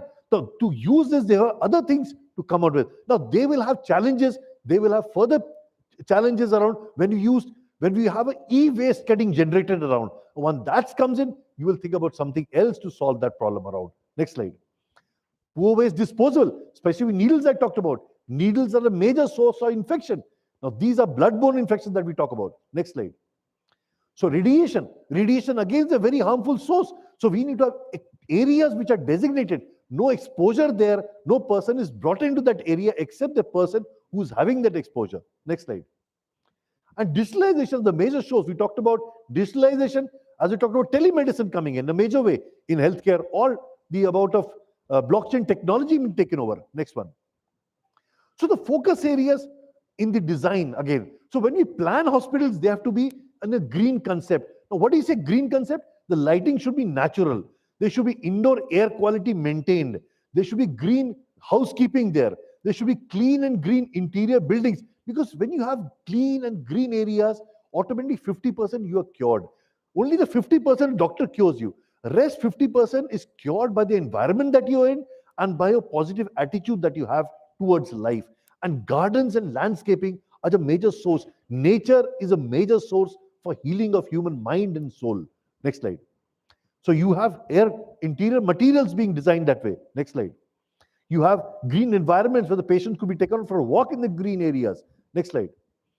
So this is about climate resilience, environment sustainability. Next slide. This is very important to understand. Okay? You see that healthcare facility there where it's trying to take preventive attitudes. When it dips around, you have proactive approach. I talked about reactionary approach and a proactive approach. Healthcare facilities or any organization should be proactive, because unless until you're proactive and start whenever you have the problem coming in or a stress coming in, you have the proactive approach in solving that problem, then only your graph rises and you have a better outcome, or at least maintain your outcome. Otherwise, in a reactionary approach, 80% of the time you're going to fall out with your products around. Next slide. So this is about risk reduction in healthcare, which can be taken care of, as I talked about, my thing, with having a proactive approach to treatment or to healthcare organizations. The next one. So the main framework provided, where you have the 4 concerns in healthcare. We talked about manpower, the healthcare facility, the planning, designing, and the climate at one end, and the production of energy at the other end. Next slide. So we can change the world and make it a better place. It is all in our hands. It all is our attitude towards our work that is there. Next slide. So a clever person solves a problem, but a wise person avoids the problem. So the idea is to avoid that waste being generated around. Minimum waste to be generated. If we do that, I think we have made our day in the times to come for a generation to be in a better future. Next one. This is a simple slide. You know what he's selling there? Leaves. The leaves of tobacco is being sold in the market. And this is a major source of air pollution there happening, right? Next slide. You know what is this? This is the Kirana store, where he's not selling any rice or dal or something like grocery. He's selling a grocery of tobacco, different forms of tobacco that is there in the market. So we have to basically target these fellows and make it reduce these or eliminate from the earth. Because tobacco is a major source of cancer for pollution, because it produces more than 400 chemicals as toxic waste in the air. Next slide. Different form of tobacco being used. Next slide. So we have to transform our health systems from whatever we are to a better future. And that can only be done once we have a green concept of generation of energy, from using that energy, for decreasing the waste that is being generated because of the energy that we are consuming. Next slide. This is one of our activities that we have formed. We become a National Resource Center at LHMC, Lady Hardinge Medical College. The Department of Dental and Maxillofacial Surgery has become a National Resource Center for oral pre-malignant conditions, that is pre-cancerous condition in the country. And we've taken a great initiative for that matter, that we're trying to make a database, and to, like, the simple idea being, once you have cancer, you cannot cure cancer. You can only treat cancer. Once you treat cancer, either you have a mortality or you have morbidity.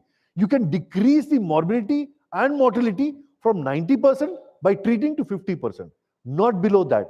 But if you can diagnose cancer at an early stage, Dr. Sarkar would agree with me, whether it be cervical cancer, whether it be breast or oral, then if you diagnose at an early age, then and then you will treat cancer in a 70 to 80% less morbidity and mortality. So that is the idea of diagnosing, a proactive approach towards healthcare. Next slide. So that's one of the pledges that we took at one of the webinars that we had 6 months back. Next one. So that is the leadership that we take around by making various initiatives, both in schools, in public, at our, that was at Pragati Maidan that we had one. Next slide. So this is for no tobacco initiative that we all take, because tobacco is a major cause of air pollution coming in and for cancer. Next slide. So knowledge is of no use. We heard of knowledge being a key to all solutions, but it is no use unless you put into practice. You have to practice that. What you have learned, then and then only you will solve any solution. Next slide. So it's like a symphony, right? Your main stakeholders are there. So produce a music, you have to synchronize everybody to produce that music, unless and until, otherwise it will all be a noise there. Next slide. So this is one of the initiatives that we took from the LHMC department-wise to spread what about oral hygiene commandments during the COVID-19. Because the COVID-19 only enters through your mouth, that we heard, or through your nose, right? So nose, everything is preventable, right? But the mouth, you cannot. You have to open your mouth to drink, to eat, and to everything. So that is the area of concern what was there, and it was found that these 10 commandments would reduce the amount of spread of COVID-19 virus inside the oral cavity. The next one. And the last. So coming together is a beginning, keeping together is progress, and working together is success. With that aim, we launched the IVRS helpline by the Minister of State. That time, Shri Kashtaji was there. In 2017, it was there, I think. Next slide. And that is the telemedicine that we called the Mu Health Seva. That is the Ministry of Health, or the Mobile Oral Health Seva. The number is very simple. You see there, it is written 1800, which is a toll-free number. 11 is a Delhi region number. And 2032 2032 is because of two sets of teeth that you have. 32 is a permanent set of teeth, and the 20 is the milk teeth that you have when you are a child. So that is, with that idea, we gave that. So the public gets that perception about two sets of teeth in the human being, one a 20 set of teeth and the other 32 set of teeth. That is one. Next slide. And I would just like to conclude. Thank you all for giving me a patient hearing. And with this, next slide.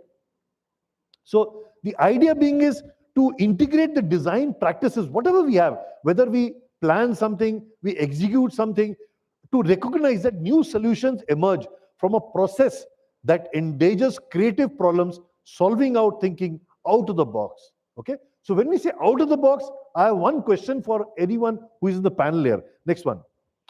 So this is the 9 dots that you see there, 3 horizontal and 3 vertical in a square form. So you've got a square of 9 dots, and consider a set of 9 dots in the layout as represented.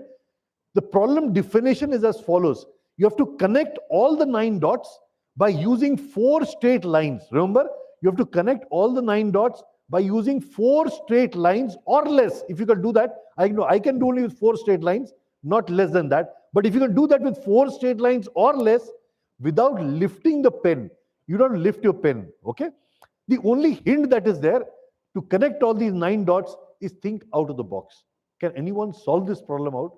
Yes, sir. You've already, last time you were here or no? Okay. Okay. So I'll just show you if anyone wants to try, it is not an easy one. You have to think out of the box. Why I say out of the box? Next slide. Next one. Yeah. So you go out of the box when you do that twice. Okay, if you remain in that 9 circle where you are seeing the dots, you will never be able to do it in 4 straight lines.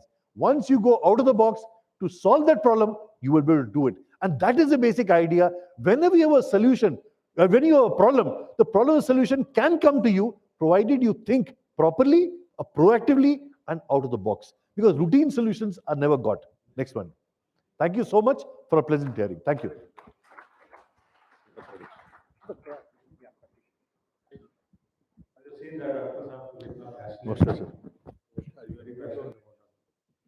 So this panel was very productive. I think Dr. Saab has given a lot of insight to all of you.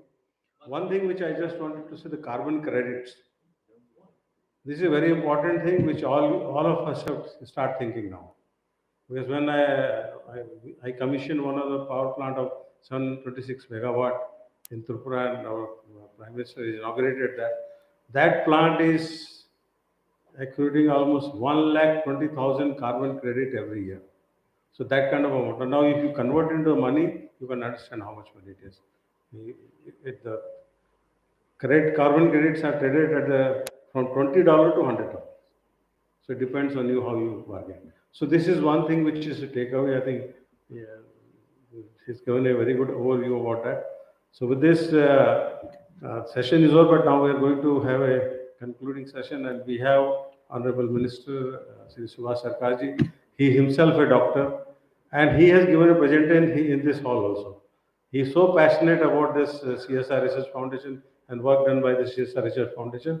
Whenever we go to him and request him, he kindly agrees, and he comes and gives his thought. And in the last, he said, no, I'll give a presentation. He has given a presentation of about 20 minutes.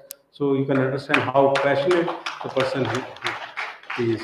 So he wants to serve the community. He is a doctor himself. So I think I'll not say much about it. I'll invite Dr. Sarkar to say a few words and conclude this session.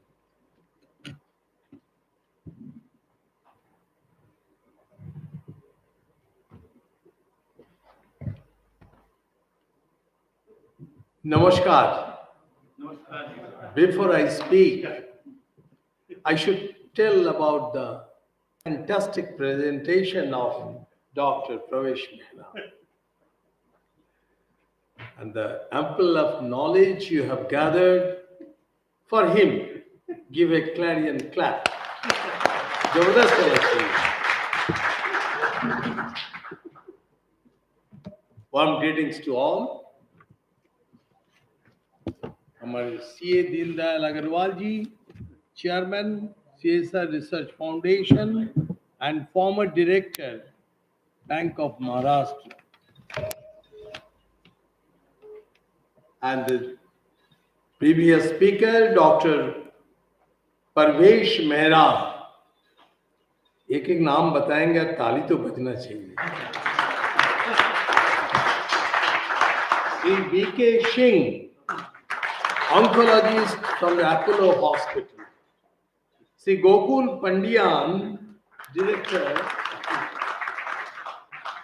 Sri H.N. Sharma, Secretary, Juba Bharti Trust. Sri V.P. Maheshwar, former Director, ONGC. Yes, sorry, V.P. Mahar. And so many talented stars are here. So far I have come to know Mr. Manoj Misra, ONGC from Dahej project have come.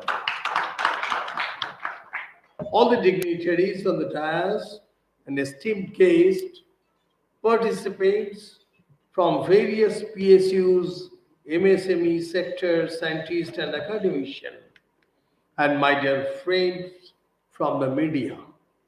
I'm glad to be here with all of you today on the occasion of 2 days 12th National Summit 2022 on green energy in India, accelerating towards global leadership. The summit is relevant and apt in today's time.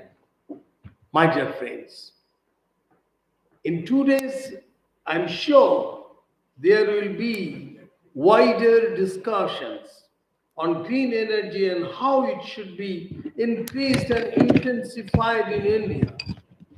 The discussion should lead towards a fruitful solution which can not only meet the future energy needs of India but also have surplus energy to cater to our population and globally to become Urja Guru. I would like to share a sloka from Srimad Bhagavad Gita. Ishtana Bhagan hi Deva, O Deva, Dashante Yagya Bhavita. Tveddattana Pradaya Ribho Yo Mundate Stena Eva Shaha. It means the Devas will give you the fruit or food of your desire, which you are getting. Humans should be grateful for what the natural world provides, including vegetarian, soil, and the trees. If humans instead view the world's resource as belonging to themselves, they are being selfish and their action will be considered theft. My dear friends, I would like to speak on the why the aspect of green energy to protect and conserve our mother nature and how it has been given momentum by our government in recent times. As you all know, the environment is the fountain of life. It is made up of all life forms and their surroundings. It determines our growth and development and directs it. Human beings depend on the environment that surrounds them for water, shelter, food, and various other things. A balanced, sir, should I stop? Sir, should I stop for a while? Should I stop for a while? A balanced natural cycle exists between the environment and all living creatures. Human activities play a crucial role in the degeneration of the natural environment that affects lives on this planet. My dear friends, the environment plays a pivotal role in the existence and development of all living things on earth and above all in the daily life of mankind. Environment exploitation has recently been a critical topic for discussion.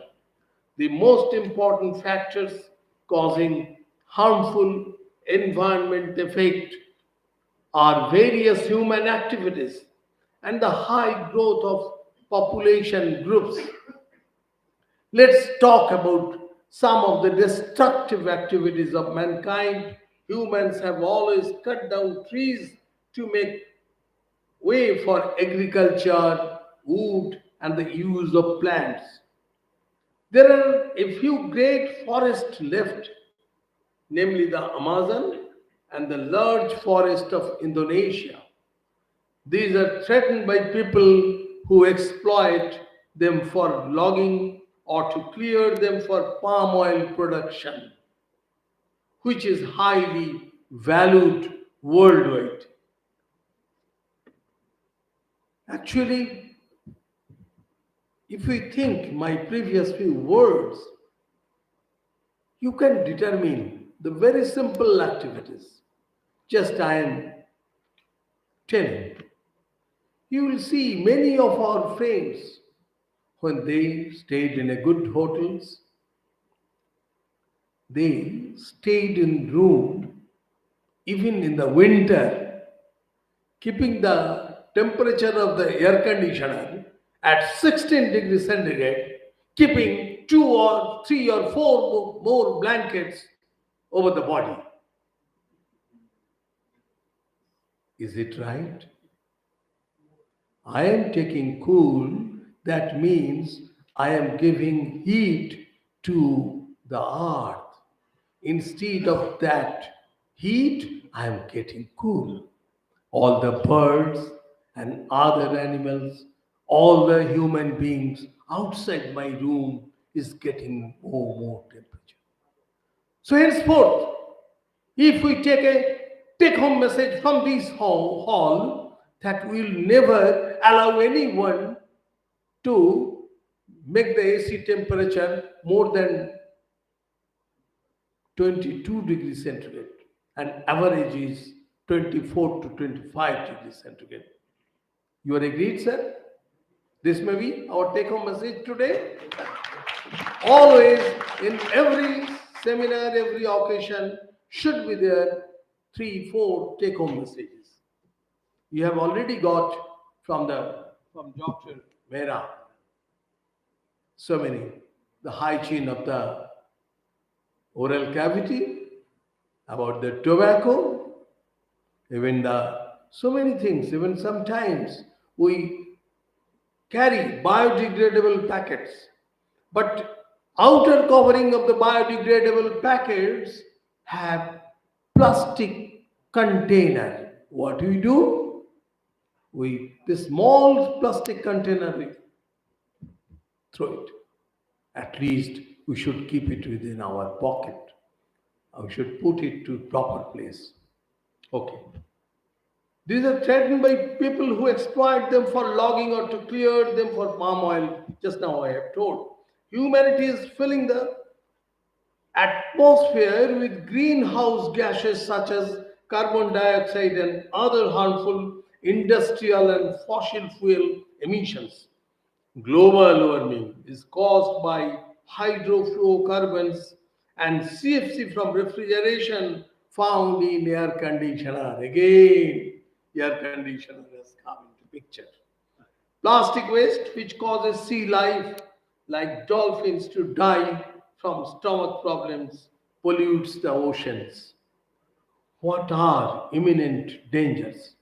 According to the official NASA website, staggering carbon dioxide emissions are greater than the previous 4 lakh years.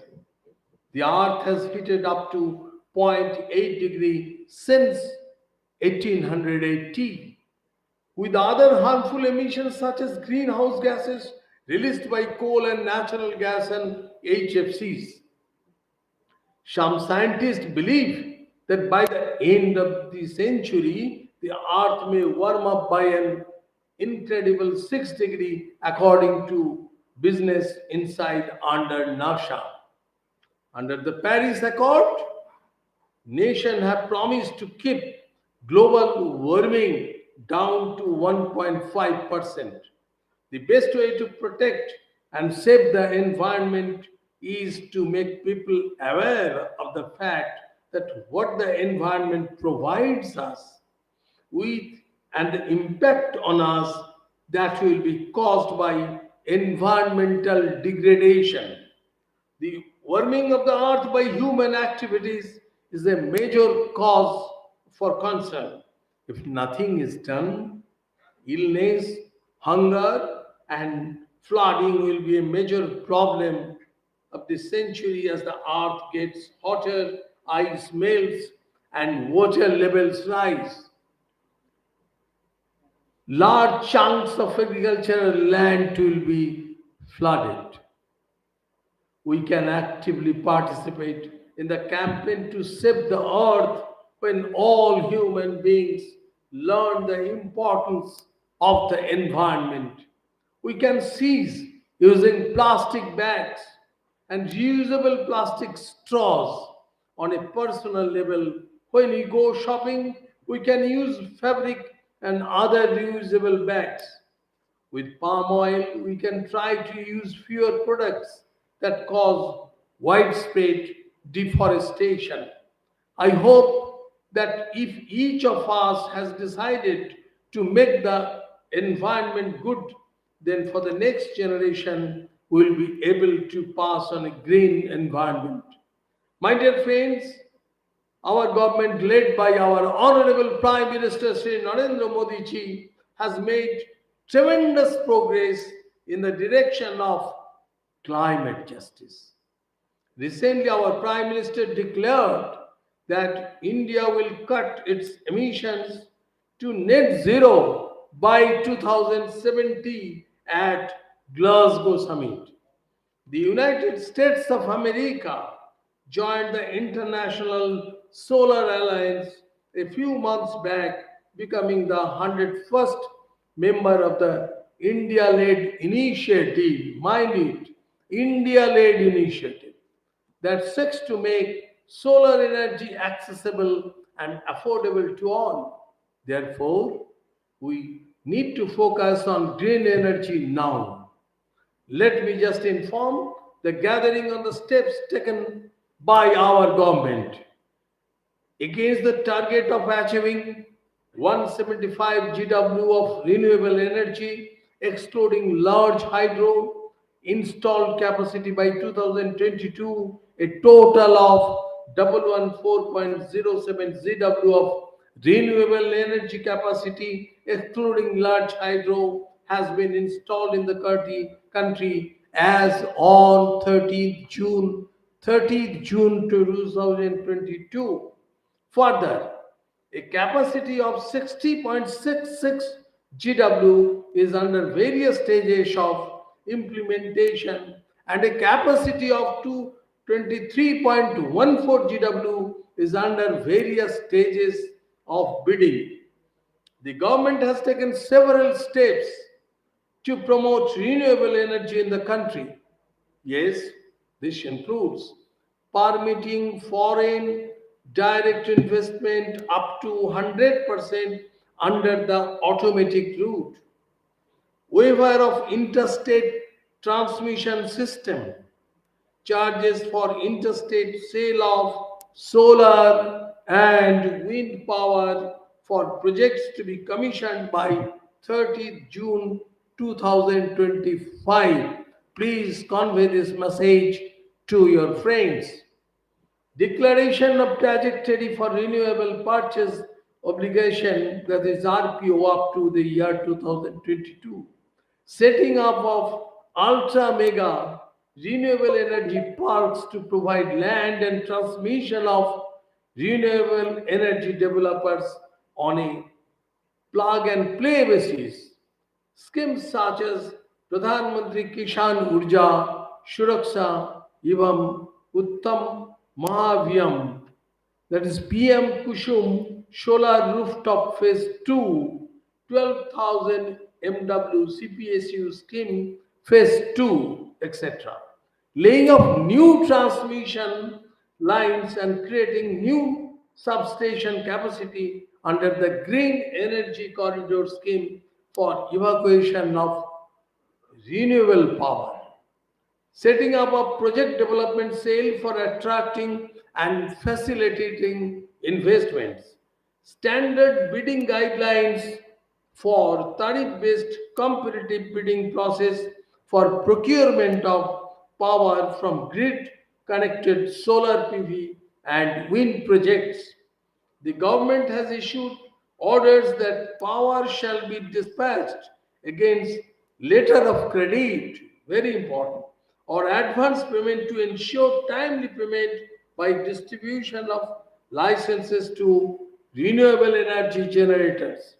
Additionally, the Ministry of New and Renewable Energy is developing qualified and skilled manpower in the renewable energy area through its Human Resource Development Program and the Skilling Program. The salient components of the programs are as follows. There is a Shura Mitra Skill Development Program. There is a Solar PV Technician Training.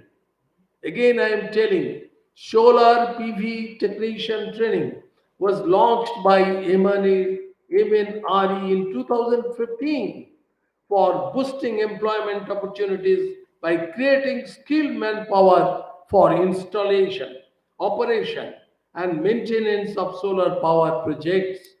It is continuing, it is being continued. A cumulative total of 51,331 number of Shurya Mitras were trained from inception up to May 2022 under this program, out of which 26,967 numbers of Shurya Mitras got employment. The ministry has launched the Jal Urja Mitra Skill Development Program to train small hydropower plant technician for the installation, operation, repair, and maintenance of small hydropower projects. Biomitra Skill Development Program, that is a VSDP, phase 1 has been launched for creating skilled and trained manpower for the maintenance of wind power projects. Support to educational training organization and NGOs to undertake short-term training courses on various aspects of renewable energy, especially to create trained manpower for system design, installation, operation, and maintenance of renewable energy projects. The ministry is encouraging students to take courses. Listen, this is very important. In renewable energy for providing National Renewable Energy Fellowship at MTech, MSc, and PhD level. We are so serious. My dear friends, I am hopeful that the positive steps taken by our government along with the environment consciousness amongst the people will create an atmosphere of giving more thrust to green energy in India, even in Sham, India. Sometime we can lead the world in green energy as we are bestowed with all kinds of resources from solar to wind. सूर्योर देश सूर्य का देश है हमारा वायु का देश है पहाड़ की देश है In the end, I would quote Mahatma Gandhi, the earth has enough resources for our need, but not for our greed. Thank you all. Jai Hind. Bharat.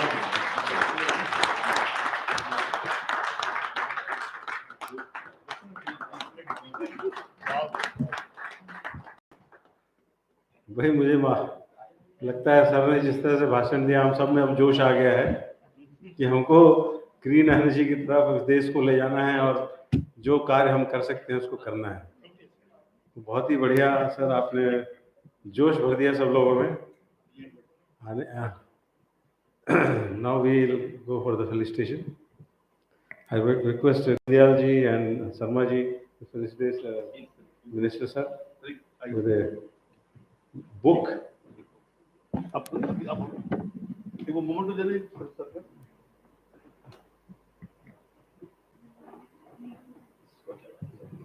Sir एक ग्रुप जो यार जल्दी तुम क्या कर रहे हो भाई एक ग्रुप फोटो की आप सब पे आ सकती हैं sir. I request all of you to please come and let us have a group photo with minister please. I request all of you.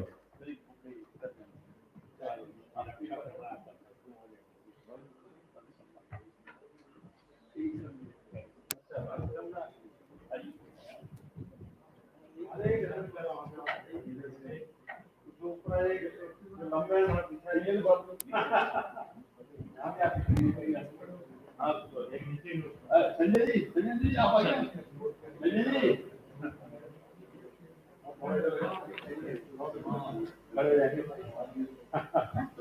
अरे प्लीज संजय जी आइए।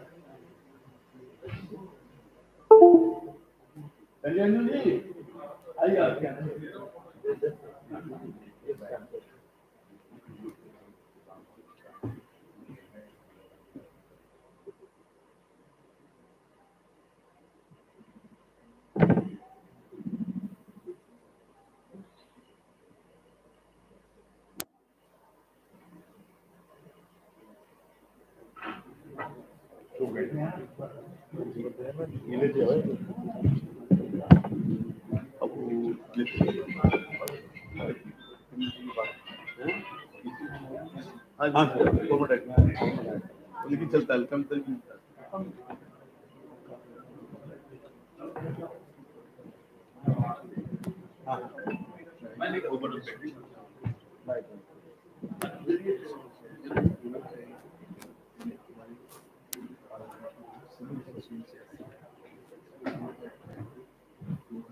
समझ आप बोलो चल ठीक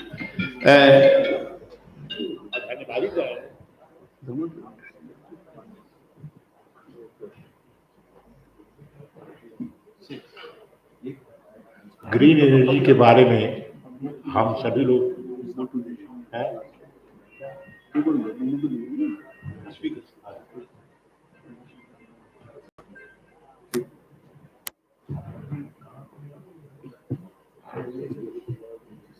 एक बदला अरे हमारे जो मेरा जी कैसे दो मोमेंट तो आप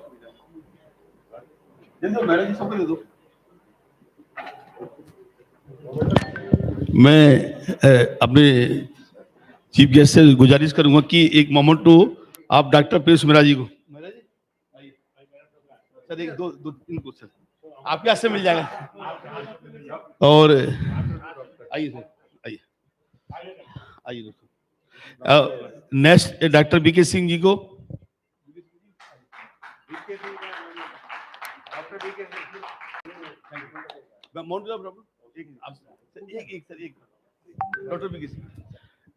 डॉक्टर बीके सिंह जी को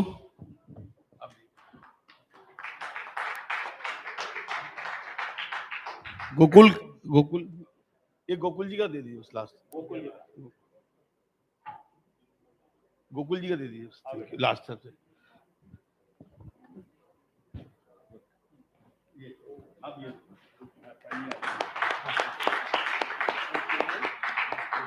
मैं मंत्री साहब का बहुत बहुत आभार व्यक्त करता हूं। मैं अभी संडे को गया था सर से मिलने के लिए, तो बहुत शॉर्ट नोटिस में आपने हमारा आतिथ्य स्वीकार किया, इसके लिए बहुत बहुत धन्यवाद।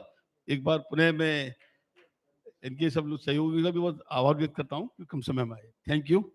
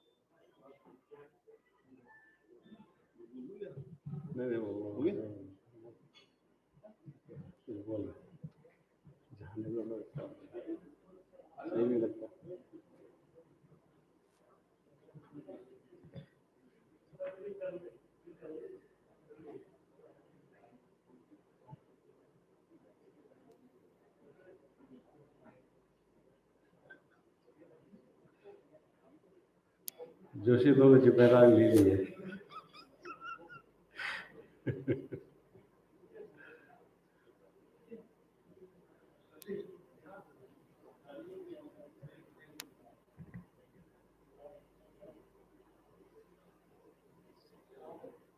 So with this, we come to the end of today's session. So tomorrow we'll start at about 10. It's okay or 10:30? 10 o'clock. So we'll start at 10 o'clock. So we'll meet you tomorrow at 10 o'clock. I hope you have gained something with today's deliberation. A similar kind of things will be tomorrow also. वो minister आने से कभी-कभी थोड़ा सा perspective बदल जाता है। तो समटाइम्स यू है जी। हाँ।